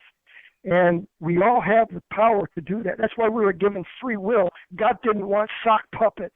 Yep. There's no glory in that. There's nothing good comes of that. But when you decide of your own free will that you're going to start, you belong here and you have a place here. And everybody else is also from that same place. I don't care what labels they're wearing, what color skin they come wrapped in. It's animated by a soul, by a spark of that same Father of all spirits. And I can respect that. And I can love that because I love him. When I really look at him and I see what he's done and what he's about and everything like that, and I start to understand and I connect with it, then I want to do good for other people. I fought the system my entire life, and believe me, I am so tired. I'm looking forward to not waking up one morning. Understood. And moving on to better and brighter things. But until that time, you are my siblings here. You are my brothers and sisters. And some of you say you want to help, and I really wish you wouldn't send me money. If that's what you feel absolutely led to do, I'm not going to tell you it's wrong because you're reaching out, but I really wish you'd reach out to somebody closer and somebody who's got a whole life ahead of them that they got to fight through yet, and help them get to this point. It's worth more than what you could do for me. Because regardless of what you do or how much you can send, I don't care if you could send millions, you're not going to keep me alive that much longer with all that I'm going through. And I fought this war. I deserved my Purple Heart and to get sent home. It's been a very, very long fight from the first day I was born to the last breath I take here on this earth. But that's not the end of me. It's not even close to the end of me. And you won't lose me. I'll be there just like Obi-Wan and Yoda and all that kind of stuff. I disappear from your sight here, but I'm still egging you on. Understood. I'm still bidding you to use what powers you do have. You do have a choice. You do have at your command to buck the system. All you got to do is just not do what they command you to do. Don't believe everything they tell you. Look. Find out for yourself. Don't accept them as your authority in anything, in religion, philosophy, or anything. Take what's good that you find is good. Leave the rest. If it's dubious, if it's doubtful, take into yourself. Know yourself. Yes, I can buy into this. This I understand is real love. See, I used to have this romantic love all the time. I was a hopeless romantic. My last wife cured me of that. And that I could thank her for, because now I understand a more elemental kind of love that doesn't have anything to do with any kind of woos, glamours. Glamour is big in this world, and glamour has always been big in this world. There's more than two kind of magics, but in this little section of witchcraft, there's wards, and then there's glamours. A glamour is a spell that takes something that's not worth much and gives it more appearance that it is worth a lot more. In the old days, they used to counter it by saying all that glitters is not gold, because people would be caught up by the glitter and they'd be attracted to it, and they think, this is valuable, this is worth putting something at risk for, and it's only a glamour. And glamours are what's used to this day. Glamour is even used, to paint a woman's face in such a way. And if you read the book of Enoch and that was even taught to these people back then by specific watcher angels. How to do that, how to paint your face in such a way and dress in such a way to make yourself look like something more than what you really are. And to make you attractive to other people for whatever reasons. Love is not the reason, because love is not what comes of it. And you'll find today that so-called people, devout Christians who think they're good people, will make the holiest vows they could to each other before God and man, before his altar, and then break those promises in a year or 2 or 3 or 4 or 5 afterwards, because none of it was real. But none of what you're dealing with is real. Right. And there are very real things, and these are the things that I'm trying to point to, the more basic things, the understanding that you are related to the bum hanging out on the street. Look, he's going to spend the money you give him on booze or drugs. Well, God bless him anyway. You just made his day just that much easier. Yep. To get through. That's a mercy. The greatest gift given to men and angels is the power to relieve suffering and give joy. Well, John, you know what? That's exactly what we're doing with you. I totally understand. Many of us who are going to listen to this show understand where you're coming from about, the money aspect and everything else. But, brother, for the time that you're here, we're going to make sure that you have something instead of going without. You're suffering enough as it is right now. That's the whole reason why we're doing this, is to make the rest of your existence in this world that much better. That's the be-all, end-all. And I really hope that you accept, because that is our intent behind getting these things together for you. I promised my maker that I wasn't going to be suicidal, because suicidal is basically a lack of faith that things could work out or that your destiny could work out. You have no belief that tomorrow's going to do any good at all, or you'll be able to do or serve in any good way. And it's kind of like, well, I told these people that, look, I'm not going to beg to get my copays, to get my medicines and stuff like that. They're trying to get me to knuckle down and bow down to their system, and I'm not going to break. But I have, prayer is talking to God, meditation is listening. And I says, look, if you make a way without begging or anything else like that, or humbling myself before a system that does not deserve the obedience of any good soul, because then you just add to their power, not to God's in any way. If that becomes available, I'll get whatever medications that I require to stay alive. And then I'll keep swinging. I'll keep fighting every step of the way. Like I say, I will to my last breath whenever that happens. Yep. If that's what you really feel led to do, even after what I told you about what people are going to say about me trying to beg for money or just get money for nothing or something like that, and you really feel led after all I taught you to do that, that is what I'm going to use it for. I'll use the minutes, spread the word.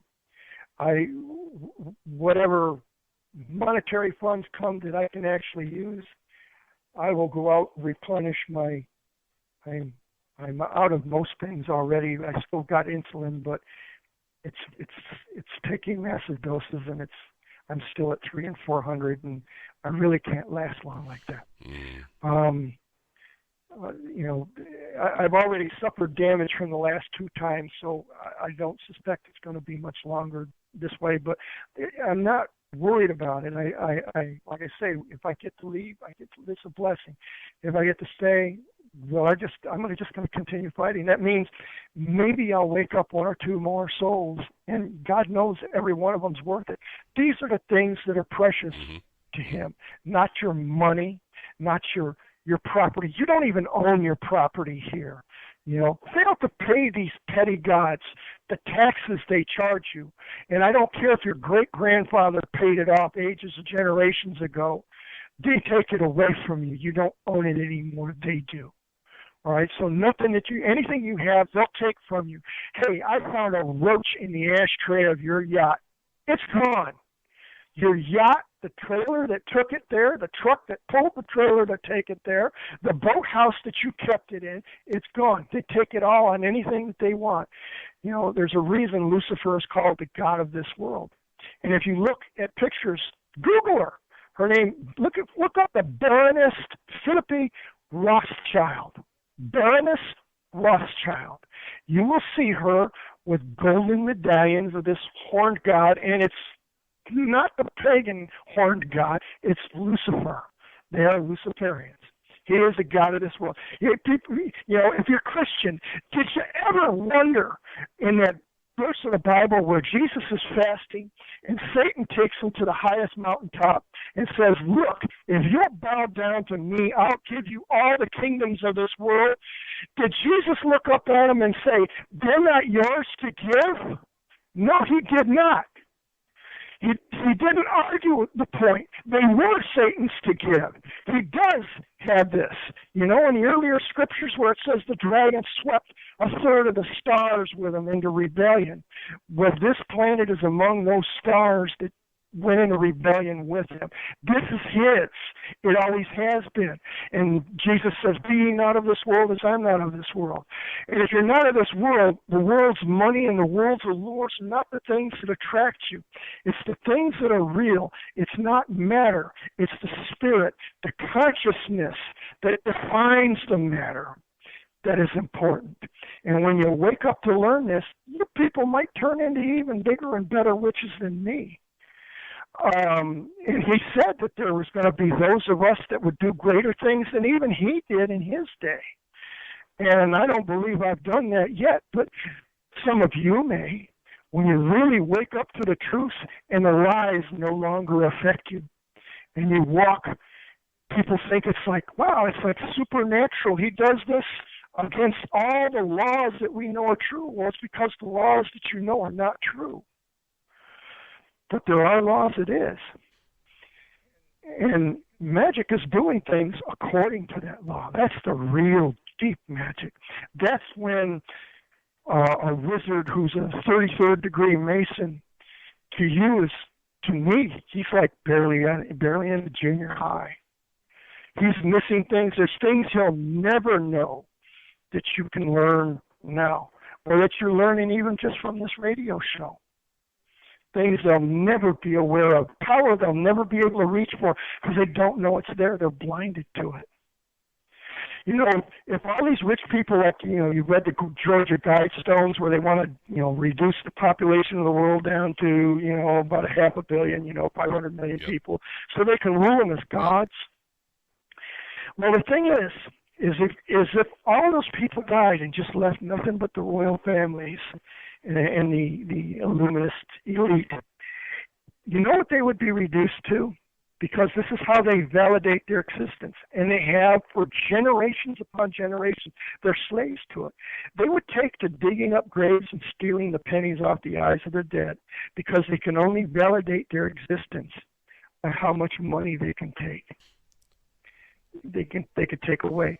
For them killing their own brothers and stuff like that, and history's full of this. I mean, these are not just baseless allegations that I'm making about them.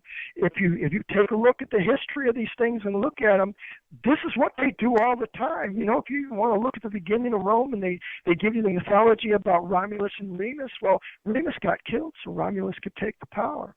They would sell their own grandmother, and the only shame that they would ever find, if they found any, is if they didn't get a good price for her. Mm-hmm. If they sold her too cheaply, it would be a bit of a shame, but I didn't like the old bitch anyway. Or, hey, I got this for her, and I mean, the old woman was useless to me. They don't have any shame beyond that. They don't have any perception of what that is. There is no depth. I learned this as a kid going through the MK Ultra and MK Monarch stuff. The things they did to children. You think a black mass is bad. That is not the worst of it. The awful things, the sexual deprivations they have put upon children, the tortures, the mutilations, taking beautiful, young, pure souls and twisting this into monsters. These are the real. These are the heavy hitters for casting things in God's face, and then, well, God bless America, and you open your mouth and you say that. Do you know what you're saying? After all that's done, that your money, one day of every 4 days you work as an American, gets taken out in various taxes. And even what you have left over is also taken out in taxes. And the biggest part, the overwhelming majority of this pie chart of what gets done with your money is murder and mayhem across the world. Whether we give it to Israel to persecute the Palestinians like we did the American Indians, or going and stealing the Iraqis' properties, the Afghanis' properties, their oils, their resources and stuff like that, their opium fields. We got a heroin epidemic in America now, and isn't it interesting? We got our people guarding those opium fields where 90% of the world's opiums are coming from. And there's an epidemic right here, right in my neighborhood, exactly 2 apartments up from me. Where I'm at now, and it's like, and this is happening all around, and it's plain to see. You just have to have your eyes open, and this is what I hope to do, and get people to, okay, I'm no longer going to add my power to theirs. It's going to be mine, and however I decide to use it, I'm not going to tell you to do exactly like I do. You can't follow in my footsteps. You weren't programmed and conditioned like I was, and trained like I was. I mean, I can step out of this 2nd or 3rd floor window right now and hit the ground, and it's going to hurt, but I won't break a bone. Mm-hmm. I wouldn't recommend you do that. There's things that I can do, which I find very difficult, and the only saving graces that I got is that I choose not to. I choose not to be a killer. I could be we could be in a 5th floor, let's say, of a hotel. And if I really didn't like you, I mean, I really can do this. And I even show you the beginning steps of how that's done. It's an exercise we call the itch. And you can build on this exercise, and you can build on this exercise. And let's say I'm sitting with that judge in a 5th floor of a courtroom. And as we're sitting in the room, I'm looking him in the eye. And I'm giving him such a time that the room feels closing in on him. It's stuffy. And I can make him believe, as he steps out an open window, that he's stepping out on a door onto a balcony to get some air. We could be standing at the edge of a cliff, and I can make you think that you're about to walk down a flight of stairs when you step off the edge of that cliff. I can control, I can influence, as long as I'm close to you so strongly, what you think you see and what you believe, that it sends you to your death. And there's times I feel bad for not doing it to some perfectly rotten rascals that I've been running into. And it's hard to not be their judge, see, because we don't know the whole story of what's going on with everybody. All of us has been deceived in this paradigm. We've all been lied to and misled. And the fact that you're going against it, see, I shouldn't condemn you because I've done bad things too, believing the wrong things. Everybody does. And that is, I remember my grandma telling me that my name John means God is gracious. And I didn't learn that until an instance we talked about an episode or so ago, exactly what that meant. The ability to be nice, whether they deserve it or not, and give them the chance to correct their aim and hit that bullseye a little closer to the mark. And that's what was accomplished at the cross. That's what death, you weren't going to kill him. You're not going to kill me either. No matter how you decide to spend your life, if you decide to spend your life to help another soul, I don't mean saving their souls as like Salvation Army. I mean saving them from this world, this paradigm, the things that are destroying all of us. If you decide to spend your life, well, karma, you get that back with interest. You'll take it up with interest. You're not going into eternity or into limbo unrewarded. Neither will I. And this is what that grace is about. This is that unmerited favor. This is what love, real love, is all about. You can't get something back from people all the time for that, but there's somebody who loves them even before they loved you, mm-hmm. that is counting the cost and definitely into payback. Right. Very good. Now, I have to say, first and foremost, when you do pass over, you make the transition, everything else, figure out where your station is, what's going on, please do me a favor. Come back to visit La and I. I know Loves. something of my future. Okay. Actually, I knew something of this future even over 30 years ago. I had a recurring dream, a vision, and I call it the flagpole vision. This was before my wife even told me she was pregnant with my first daughter, Melanie, so this had to be probably closer to 40 than 30 years, but somewhere thereabouts. And in this dream, I was chained. This is how I knew how I would pass from this world, but it wasn't pleasant, and it isn't. I was chained between these two flagpoles in the Civic Center and by the police in the court section in Rochester, New York. I was chained one hand to the state flag and the other hand to the American flag, the poles. I was standing on my feet. The chains were slack enough where I could have fell down to my knees if I wanted to or lost consciousness, but I didn't. I was standing under my own power. I had like a bed sheet wrapped around my waist and my groin, kind of like a kilt sort of thing, and I was being whipped. I was being scourged by two men. I don't know who they were. I kind of have an idea, but we'll just let that go. They're not important. And the sky was dark and stormy, and there was lightning flashing. I really couldn't hear the lightning at first, but I'm looking down, and the sheet is just so soaked with red, and I'm watching this pool of blood at my feet just getting bigger and bigger, and I'm kind of amazed as I'm standing there, and I feel these whips, these lashes tearing at me, and I'm kind of twitching, and I twitch now, in fact, as if I'm being whipped, and sometimes I feel pains as if I'm being whipped or stabbed. But this is what I'm going through in this dream, and I'm amazed that I'm still standing, all that blood at my feet. And this one really bright sheet of lightning comes from the east, because I'm facing kind of a little bit eastward. And I hear a trumpet blow kind of like a hunting horn in the thunder. And at that time, my chains drop off.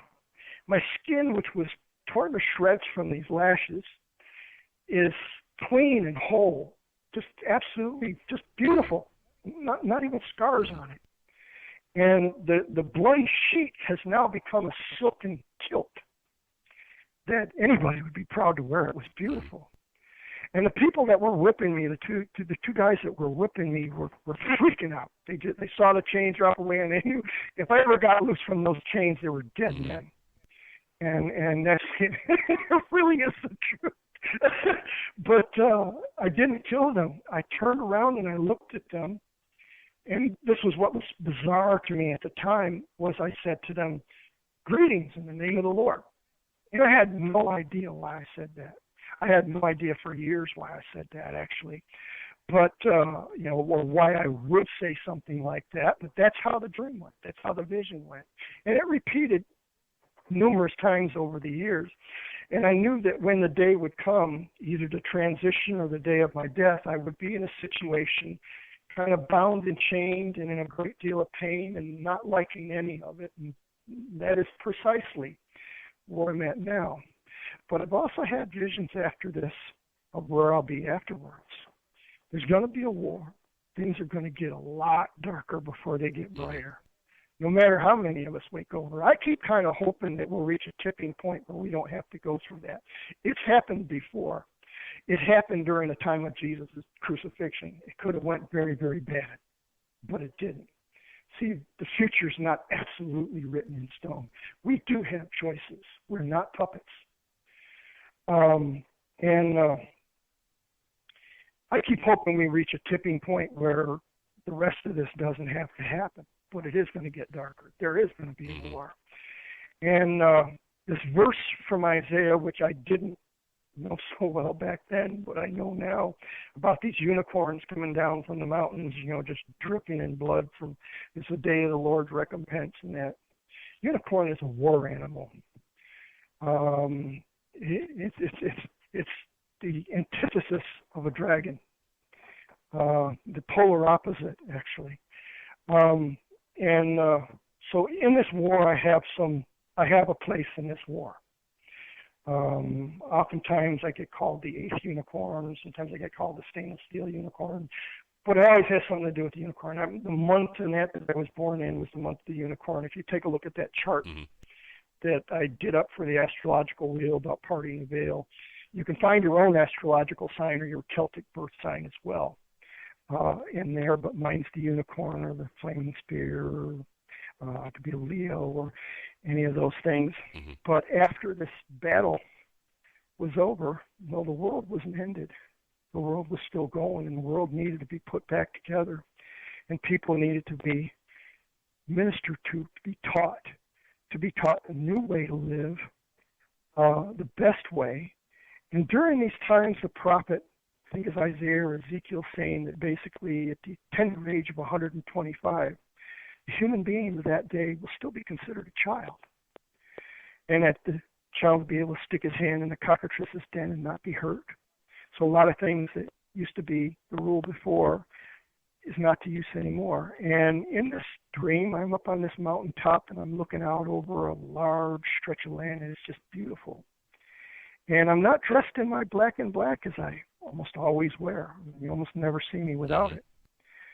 Even when I'm naked in my bed, I'm sleeping in black sheets. But in this, I'm dressed all in white. And I kind of look a bit Gandalfish, I guess. The long flowing white hair and a white robe. I don't see wings, but I step back, I take a running leap off the side of this mountain. And I mean, it's got to be more than a mile down. And I make this beautiful 3-point landing without so much as a twinge. And I get up and I walk towards the next town. And to the best that I can describe the lay of the land, I'm somewhere in, I think, maybe northwestern China. The mountains are beautiful, and the valleys, and they're terraced, and there's people living all over in this rural setting.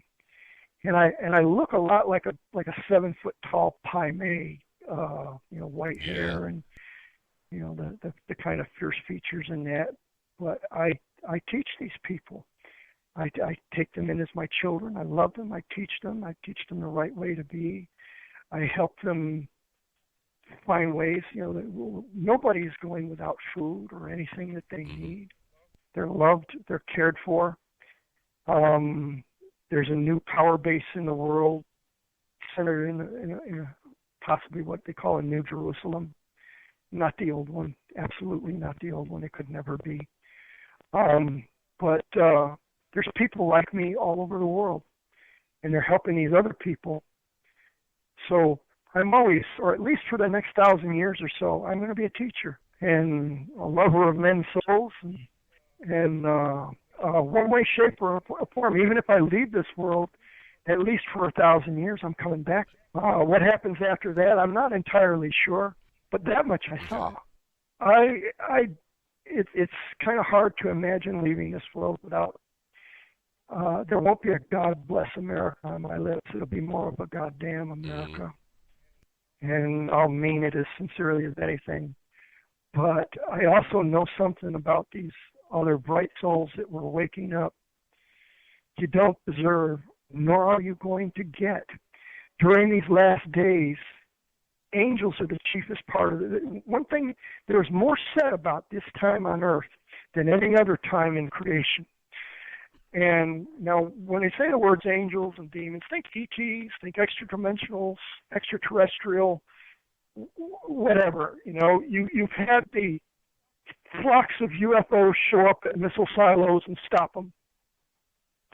The time's going to come when the judgment, the karma that we've earned as a nation and other nations have earned as well, the crap's going to hit the fan. I'm trying to keep my language less blue for you, for our listeners. It's going to hit the fan. It's going to hit the fan hard. But let me let you understand something. Death is not the end of anything. It's really not even a good word for us. We're going to change. Caterpillars don't die when they climb into those cocoons. They turn into butterflies. The freedom of movement, they're no longer crawling and inching their way up the stalk of a plant. They can fly all the way to Mexico, like the monarch butterflies do. Where they gather outside Mexico City there, just west of it. You don't deserve any of that. And it's not yours to reap. And when the worst of it happens, you can laugh. Your time here like this has ended. You're not going to end it in pain and in much suffering. You're going to end it, this part, in joy, knowing that there is nothing in the universe that is going to stop you from marching toward what you already started marching toward to when you woke up. When you heard what I said, or you really didn't even need me. There's other people that say things that probably woke you up before you ever even heard my name mentioned. So I mean, it's not totally mine. I just kind of we all have a hand in it. Everybody has a piece of it. And the more that we add to it, it's like building up money in the bank. It's like putting real money, real wealth. That's going with you. Nothing that you gain here is going to go with you to the grave in a U-Haul, and if it did, it would just rot and rust, and it wouldn't mean anything anyway. But the things that are real, the things that are real above the illusion, this hologram you call reality, those do matter, and those you will carry with you beyond that. So, like I say, even if the very worst happens, the very brightest of us, you're not going to suffer a thing. And the people that do are getting precisely what they worked for. When they decided to be willfully ignorant, I mean, the facts point to certain things. When we tell you certain things about like 9/11 or anything else, we're telling you the truth. Physics do not allow for the lies that they told you, and you chose to believe those lies over and above physical reality, or what you've known as physical reality. And that was your choice. When you decided to look and see for yourself, and it's like, maybe I was deceived. Well, it says if we confess our sins, and people give you religion has given you a wrong idea of what confession is.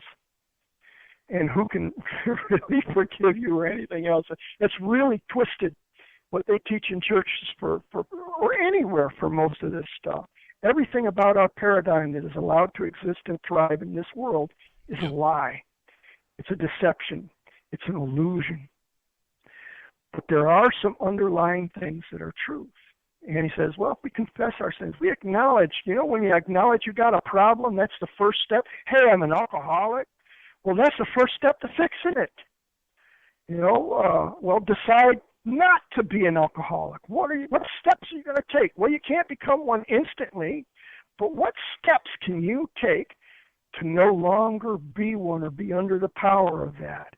And, no matter who you are or what you have some power in changing the way you're going. You have the power of choice, free will to do anything you want. It's all yours. That doesn't mean there's not consequences one way or the other. But I got to tell you, God is not a cranky old white man on a throne just waiting to beat you down. He loves you like you love your own kids, even when they disappoint you. And when you do make the right decision, I remember one time, I used to have this thing. I used to spank my kids, but I never spanked them like my mom or anybody spanked me. I decided, I'm never going to do it with a temper. Daddy always keeps his promise. The first time they make a mistake, I say, look, you don't go sticking your fingers or pencils through the speakers in Daddy's stereo. If you do that again, Daddy will spank you. You understand? It's simple. It's what they can understand. Daddy never, ever breaks his word. All right? Never, ever. Mommy does all the time. Daddy never does. Mommy says, well, he's just a stubborn, mean old man. And it's kind of, no, Daddy loves you. And Daddy loves everybody else. And it's important that you see this by the way Daddy behaves consistently all the time. Now, the second time they do this, Daddy spanks them. Well, I'm never going to spank them while I'm angry. I'm going to spank them after I calm down, and it's going to be 3 stinging swats on the fanny, no place else, usually with just my hand.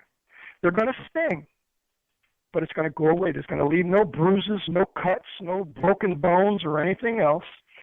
It's going to smart, and it's going to go away, and Daddy's going to hug you to let you know, I told you there would be a consequence for this, and they learn. Now, since Daddy was a bit of an authoritarian, well, you can't just be there to dole out the punishments. You have to be quick with the rewards when they do good, too. So when Melanie decided, well, I love Daddy and that, and I'm going to come in and, wow, look, the kitchen's dirty. I'm just going to start cleaning it. And I'm going to let Daddy know I cleaned the kitchen. Wasn't asked to, but I did it anyway. Well, since I'm that way with the chastening, don't call it punishing because you're not punishing them, you're just chastening them. It's not a permanent thing. It's not a bad blot on their record. It's just a mistake and a correction. But when they do good, well, wow, Mel, that was nice of you. Is there anything I can do for you? Well, Daddy, I'd really like a bicycle. I can't afford a brand new bike, but I can afford a used one, a good used one. We can fix it up nice, paint it any color you like. How about that? Oh, Daddy, she thinks she's got me wrapped around her finger, and I let her wrap me around her finger that way to train her up in the right way of doing things. So, like I said, there was one instance I told my son about throwing a Frisbee or something in the house. And somewhere along the line, he forgot himself, and he threw it, and he knocked over and broke a lamp. And I was away at work, and I got home. Melanie was watching them until I got home. I'd be home within the hour anyway after they got home. So Mel was there, and I'm up at my computer, and John, he's like only about 7 or 8 years old. He comes up, he's got something behind his back, and he says, Dad, I've made a mistake. You remember he said if I threw the Frisbee in the house again, it'd spank me? And yeah, well, I kind of forgot, and I threw it, and I broke the lamp. So he hands me this tattle his mother had made to give him the spanking. Now, I never, ever break my word. Never. And I had to give him the spanking. That's 3 smacks on the fanny. And he knew this, and I was so proud of him. I really didn't want to give him that spanking. I got to tell you, they were not the hardest cracks on the fanny he ever got. And when I hugged him, I was crying. I just loved him so much for standing up and admitting that, even at the cost of his own keister. Right. Yeah. But his character and that just kind of shone out for me, and I loved him like you wouldn't believe. And Melanie doesn't like to do spankings or at all with her kids, and they're fine kids without it. But I mean, I utilized what I had. Some people may disagree with that, and it's fine. But I was always just careful not to abuse such a thing, and to try to teach as right as I could by example. I never gave my kids this do as I do as I say kind of thing. I always did my best to exemplify it, even if there are hard choices, and it would appear to be to my own detriment to keep my word.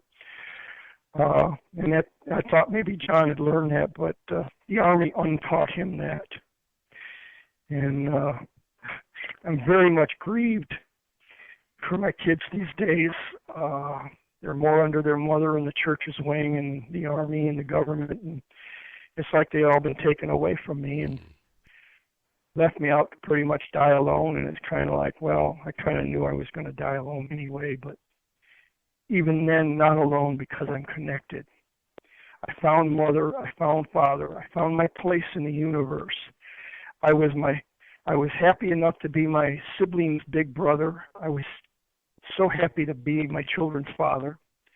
And that is the kind of soul that I am. Deep down inside, no matter what, when you peel away all the rest, that's the essence of what you get. And that's what I will always be, and I will be happy to be that way, and I will live in a family that I will not be cast out from, or the spooks won't come and say, well, we'll make your life hard if you don't get rid of this man, like they did with my wife. And hitting the weak links. There's going to be no more of that. We're all going to be family. I'm always going to be your big brother, and I'm always going to love you. And I'm always going to be, when you come to me or we can connect with each other, and that I'm going to be the same way all the time. And I'm going to be helpful. And that's what you're supposed to be, too. Understood. Not clones of each other. You're still Roger, I'm still John. But, well, I have to tell you, John, that Milady Lahila and I, we love you with everything we've got. She wishes you the best. She wanted me to make sure to get that to you. And we're here. You're not alone, man. You're not alone. We're with you, all right? We're, I shouldn't say working on the same side, but I guess that's pretty much what it boils down to. It really is. When you cast off these imposters, these petty gods, and you reach for that which is greater above all and in us all, and realize just how big your family is, like the stars. You belong here. Not just on this planet, you belong in existence, and there's nothing, even greater things than you are. We've got brethren much older and much greater than ourselves, vastly greater, but we belong with them. We're numbered among them. And, when they start talking about all these beings around the throne praising God the Father and all this other kind of stuff, that's all of us. But we're not talking about sitting on a cloud stringing a harp or any crap like that. We're talking about something bigger, more beautiful. That's the imagery of the spiral dance. Yep. A much greater spiral dance with bigger stars and little moons and all kinds of, comets, all orbiting in this huge spiral dance, this great pattern. And it can be perceived. It just takes not your eyes of flesh, it takes your spirit, that ability to look that way. And the things that I've been teaching in this and in practical witchery and in these lessons and that help more and more to open your eyes to that. When that becomes so much more real that all of this becomes a sham to you, you're growing up. Yeah. And you're not to the end of it yet. You're still children. You're not to the end of it. You got forever to look forward to. And it gets better, not worse. Mm-hmm. Yeah, La and I are definitely of the latter category where we recognize everything down here being a sham. She actually really started contemplating that over the last several days about, wow, it really is, everything down here is a damned lie, a goddamned lie at that. You exactly. Go from cradle to grave thinking that down here is the be-all, end-all way to exist, and it absolutely is not. But trying to convince even those, she's having issues with her children as well, her 3 sons. That's going to be so. And even in the prophecies, even the Christian, I know a lot of prophecies beyond just what's in what Bible you know of. But I mean, even among a lot of the pagan prophecies, it talks about, the enemies of the house will be your children, your wife, your brothers, sisters, whatever, are going to be. And if he talks about, 2 people will be in a bed, one will be taken, the other one left. When the stuff hits the fan, that's about what it's going to be. You're going to end up leaving behind some people that just refuse to go. You can't make them go as much as you'd love to. But you can't. It wouldn't be worth anything. It's not their choice. But when you do exercise your choice and your free will, and you start moving in that direction, well, you're on the path. And once you're on the path, that's it. You're heading in that direction. So where do you expect to get? You're heading in that direction. You're going to get there eventually. And you got eternity to get there, really. But in this lifetime, well, there's only kind of so much of it before things make a radical change. And we're kind of near the cusp of that particular time right now. It makes us both lucky and cursed at the same time. We kind of get to, without big wars, there's no war heroes. There's no glory or, no pain, no gain. And there's a lot of pain in this world. There is. The pain of rejection, people you love, and you can give them your very, very best, and they can treat it as if it was nothing. You're just a silly old eccentric fuddy-duddy or whatever. I know what that feels like. I've wept over it, but I also know where I belong and where I'm accepted, and where that's never going to change. It's just only going to get bigger and deeper. And I so long for that, like a dying man in a desert longs for a cold drink of water. I have this to say for even the most tortured among you, that relief is in sight, and it's just up to us to make the best decisions. Look, you don't have to have a royal flush. You don't have to win the whole poker game.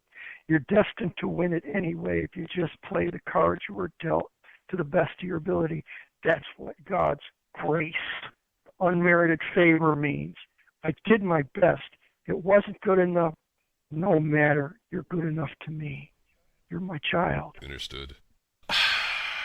We're there, and there are so many things going on right now, John, that many people aren't taking into consideration, such as, I've spoken with Wynn about this, with Law about this, a few other folks behind the scenes, and there are things going on right now to where the muggle egotistical crap going on down here, the killing and slaughtering of the masses, is taking place, but no one's taking into consideration or factoring into the equation down here that the planet herself has her own spirit, and she's going to do exactly what she needs to do in order to progress. The little fleas upon her called man are of little significance, really. She's going to evolve the way she was meant to evolve. Mother takes a certain amount of pride, even in us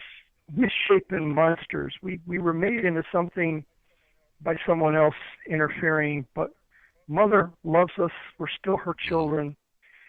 She is a humble spirit, though she is very majestic in some ways. I mean, when you see a 5-story tall wall of water come rushing in at 200 miles an hour and wiping out every little stitch of life in an area, Mother can be very imperious and commanding, but it's not like she hasn't give warning or, a super volcano take out what used to be 3 or 4 states worth and turning it into a molten mess and ash. But eventually they always heal into some of the most beautiful places on earth. She is very beautiful, and she's due for a makeover too. Even Paul made mention about how all creation groaning and travailing together. Travailing is like what happens when you're giving birth, that pain, the labor pains in that when you're giving birth to someone new. It's until the manifestation of the sons of God. See, you are a son of God. Delilah is a daughter. And many, if not most of the people listening likewise. Actually, all of us are. It's just some of us are estranged. But we're estranged by our own choices. Not because of blood or marriage or divorce or anything else. We're estranged by our own choices. But we're all these siblings. Mother does appreciate, Mother is not like co-equal with the creator of the universe or any of that other kind of stuff, but she is a goddess. She is greater than we on a greater scale. She's not human, but she has love. She has this nurturing spirit. I mean, look at all of the things on this planet. Even when you leave things alone, you leave a wasteland alone long enough, it becomes new. It revives itself. It becomes healthy. It becomes nurturing to all the creatures that share of its fruit. She's due a makeover. When it says the manifestation, there's a time when we change. Some of us will be changed right while we're standing. Some of us will be changed and given new bodies after we passed from this life into the next. one way or another, I am going to stand in my flesh on this earth that next 1,000 years, and I'm going to continue teaching and loving and being loved. And Mother will be here with a makeover herself. All of these bodies will be fixed, and all of these spirits will be set on a proper course to become the children of God that we're meant to be. And it doesn't matter if you had brown skin, yellow skin, red skin, your ancestors were Muslim, Christian, Jewish, pagan, whatever. That the God, the Father of all spirits, is an extremely magnificent and diverse God himself. So you're going to find yourself calling things brother that you never would have even imagined existed before. And some on scales that are beyond your comprehension now. But you're a part of it. And you'll see that and you'll learn that this is what you got to look forward to. And it's like, if you really just caught a glimpse of that, we'd be jumping up and down, dancing and singing hallelujah. And sometimes I do anyway. When I start feeling all that I'm going through, and then I just start looking forward to what comes after, that I get a strut in my step. I know what's coming. I know who he is, who Mother is. I know who my Lord and Lady, my Mother and Father are. I was a bastard on this earth. I was never allowed to even see my father, nor was he allowed to see me. I was kept from him. We were kept from each other. So, they say all kinds of bad things about him, and me in my heart, I just kind of gave him the benefit of the doubt. They say he was a very, very evil man, and it's like, I don't know. I didn't see this. I didn't, I got their word for it, and people often say things they don't like. We say things, my grandfather used to say things about the Germans that just wasn't very kind at all because he hated the Nazis. And it's like, all Germans aren't Nazis. And I was told the North Koreans killed my father. So I hated Koreans for the longest time. Eventually, I fell in love with a couple Koreans, a couple famous Koreans, in fact. You ever hear of Master Jun Ri? I have. He has a couple sons, Simon and Philip Ri. They've been in a number of chopsaki flicks. Jun Ri is a Korean Taekwondo master. He's an old guy. At the age of 70, I've seen him do 60 push-ups in 60 seconds.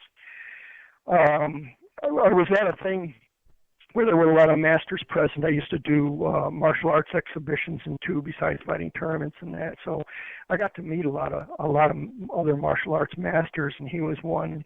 He taught me this thing once. I was very young for a master. I was the second youngest non-Asian Chinese martial arts master back then at the time.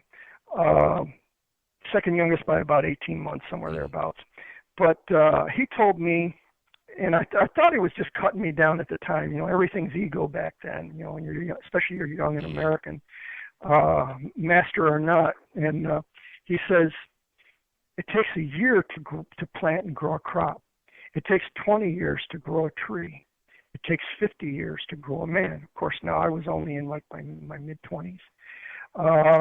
And I learned something, it stuck with me, that what he said, and, coming from this Korean fella, and I didn't like Koreans, but I did like him. And I did like a number of other Koreans. So over there, my prejudices just started melting away, the weight of what they were actually worth became obvious to me, and I lost that prejudice to everybody, I guess, as somebody they don't like irrationally or for false reasons, and I lost mine back then, and I found out, the world's a very different place. You look at the world very differently when you're at 50 years old than when you're at 25. There's truths that you become aware of and values, things when you weigh them in the balance. Some are just absolutely vanity and just blow away with the slightest breeze. Sort of like my prejudice about Koreans at the time. I'm still the same man, but a very different man at 50. Well, I'm 61 now, but just the amazing things that you learn from people when you open up and you connect and you touch, and everybody's got something they can teach you. Mm-hmm. Better than anybody else can. Mm-hmm. And I used to my daughter and I used to argue a lot, and people think, well, geez, don't you like each other? And I was like, we loved each other. And I allowed her to argue with me, as long as we weren't name-calling or anything else. I don't like this because. Okay, we'll go in there. Well, we got to do this because. And we'd argue back and forth. And sometimes the coolest thing about arguing as a civilized and loving human being is you win no matter what. Even if you lose the argument, you learn something that you didn't have before that makes you just a little bit better, a little bit wiser, a little bit more knowledgeable, even if you lose. And if you win, well, you've got to test what you believed against somebody else's perception and find out just how strong or weak it was in places. So no matter what you do, when you argue a right, you win. So you Irishmen are very argumentative, and it's like, you say that as if it's a bad thing. Yeah. Oh, man. Yes, indeed. Well, you know what, John? If there is anything that we can do for you, before we speak again, provided we get the chance to speak again and do another show, then please let us know. And if for some chance there is, this is the last one we do, please know we love you with everything we've got. Thank you for being here on this planet, doing what you have done, the good, the bad, the ugly, everything, to be who you are right now. All right. And I respect you highly and dearly, all right? Because it takes one hell of a man to understand everything he has done wrong in his life and has strived to make it better. And I commend you, John, big time. Props, honors, anything and everything you can think of. And keep my seat warm when you get over there, okay? Because I look forward to the day when we meet again. Wholeheartedly. It will be. It will be. I'm confident of that. All of this is not for nothing. All of this pain, this suffering, well, here is how we come into the knowledge that was decreed. I know religion likes to put a different angle and spin on everything, but this is where you get your knowledge of good and evil, and you understand why it's evil. What's evil and what's good, and I just ask you to use that discernment and choose good. I didn't say choose to be churchy or anything like that. I said choose good. Look at it, weigh it in the balance, find out what's wrong with it, what's right with it, and walk that way. Make your choices accordingly. And you'll never, ever lose your reward. Nobody can tax that. And they just aren't big enough. These petty gods just aren't big enough. No matter how tough they think they are, I think I'm tougher. And not because they made me this way, but because something inside was too strong for them to break. And you have to look inside yourself and find out what that is and live by it and make it stronger still. Yes, indeed. You do. And I'm doing that every day as well. But, yeah, looking forward to the day where, we can all sit around a table, have a nice cold brew or ale or what have you, and just laugh it all away in the end, because it is what it is, whatever the hell it is, But it's not even about the reward. All right, at the end of it all, for me, it's about just being here and knowing right from wrong, assisting people in bringing together their light and their dark sides to embrace all of themselves, to become whole, rather than oh, it's all about the light, let's forget about the dark, sweep it under the rug. No, you can't do that. Darkness, you can light one candle. Somebody else made this expression before, and the darkness will flee. But there's no amount of darkness that you can bring in to take out the light, unless somebody covers the light entirely or shuts it off. Yeah. But it will always, even in these very, very dark times, these very, very bright souls, they'll stand out. And you can look about you sometimes and you could recognize them. And they're often in places, to me, as I've been growing up and learning this stuff, they were in places I never expected to see them. I've seen a few odd souls sitting in a church that were downright luminous to me, while everybody else was as dark as sin. But somehow or another, they were getting it. They were connecting on a different level. And then I'd watch them during the course of the week, and they weren't just Christians on Sunday, so to speak, but they were living what they believed or what they really felt and connected with the whole week long. And it may not have been perfect. There have been times when they jump up and down and say, yeah, I'm going to keep the language clean, but you throw the old F-bomb out there one time. It really, there's just times where darn it and heck just ain't going to cut it. That ain't communication. It just won't communicate the total feeling and passion behind it. But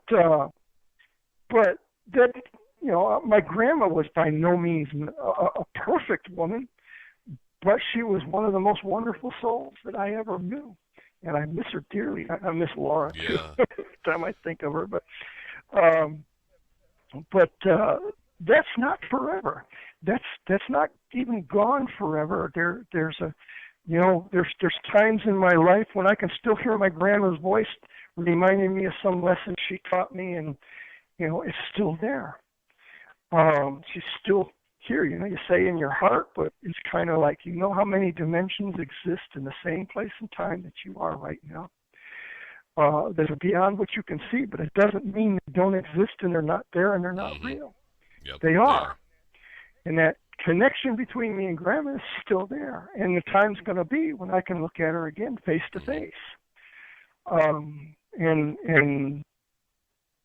love, purer and brighter than it's ever been, because love and virtue kind of get dirtied up here. Even the best of it is tainted. It's the nature of this world. It's like virtue has become the realm of the gods, because men always got to fight.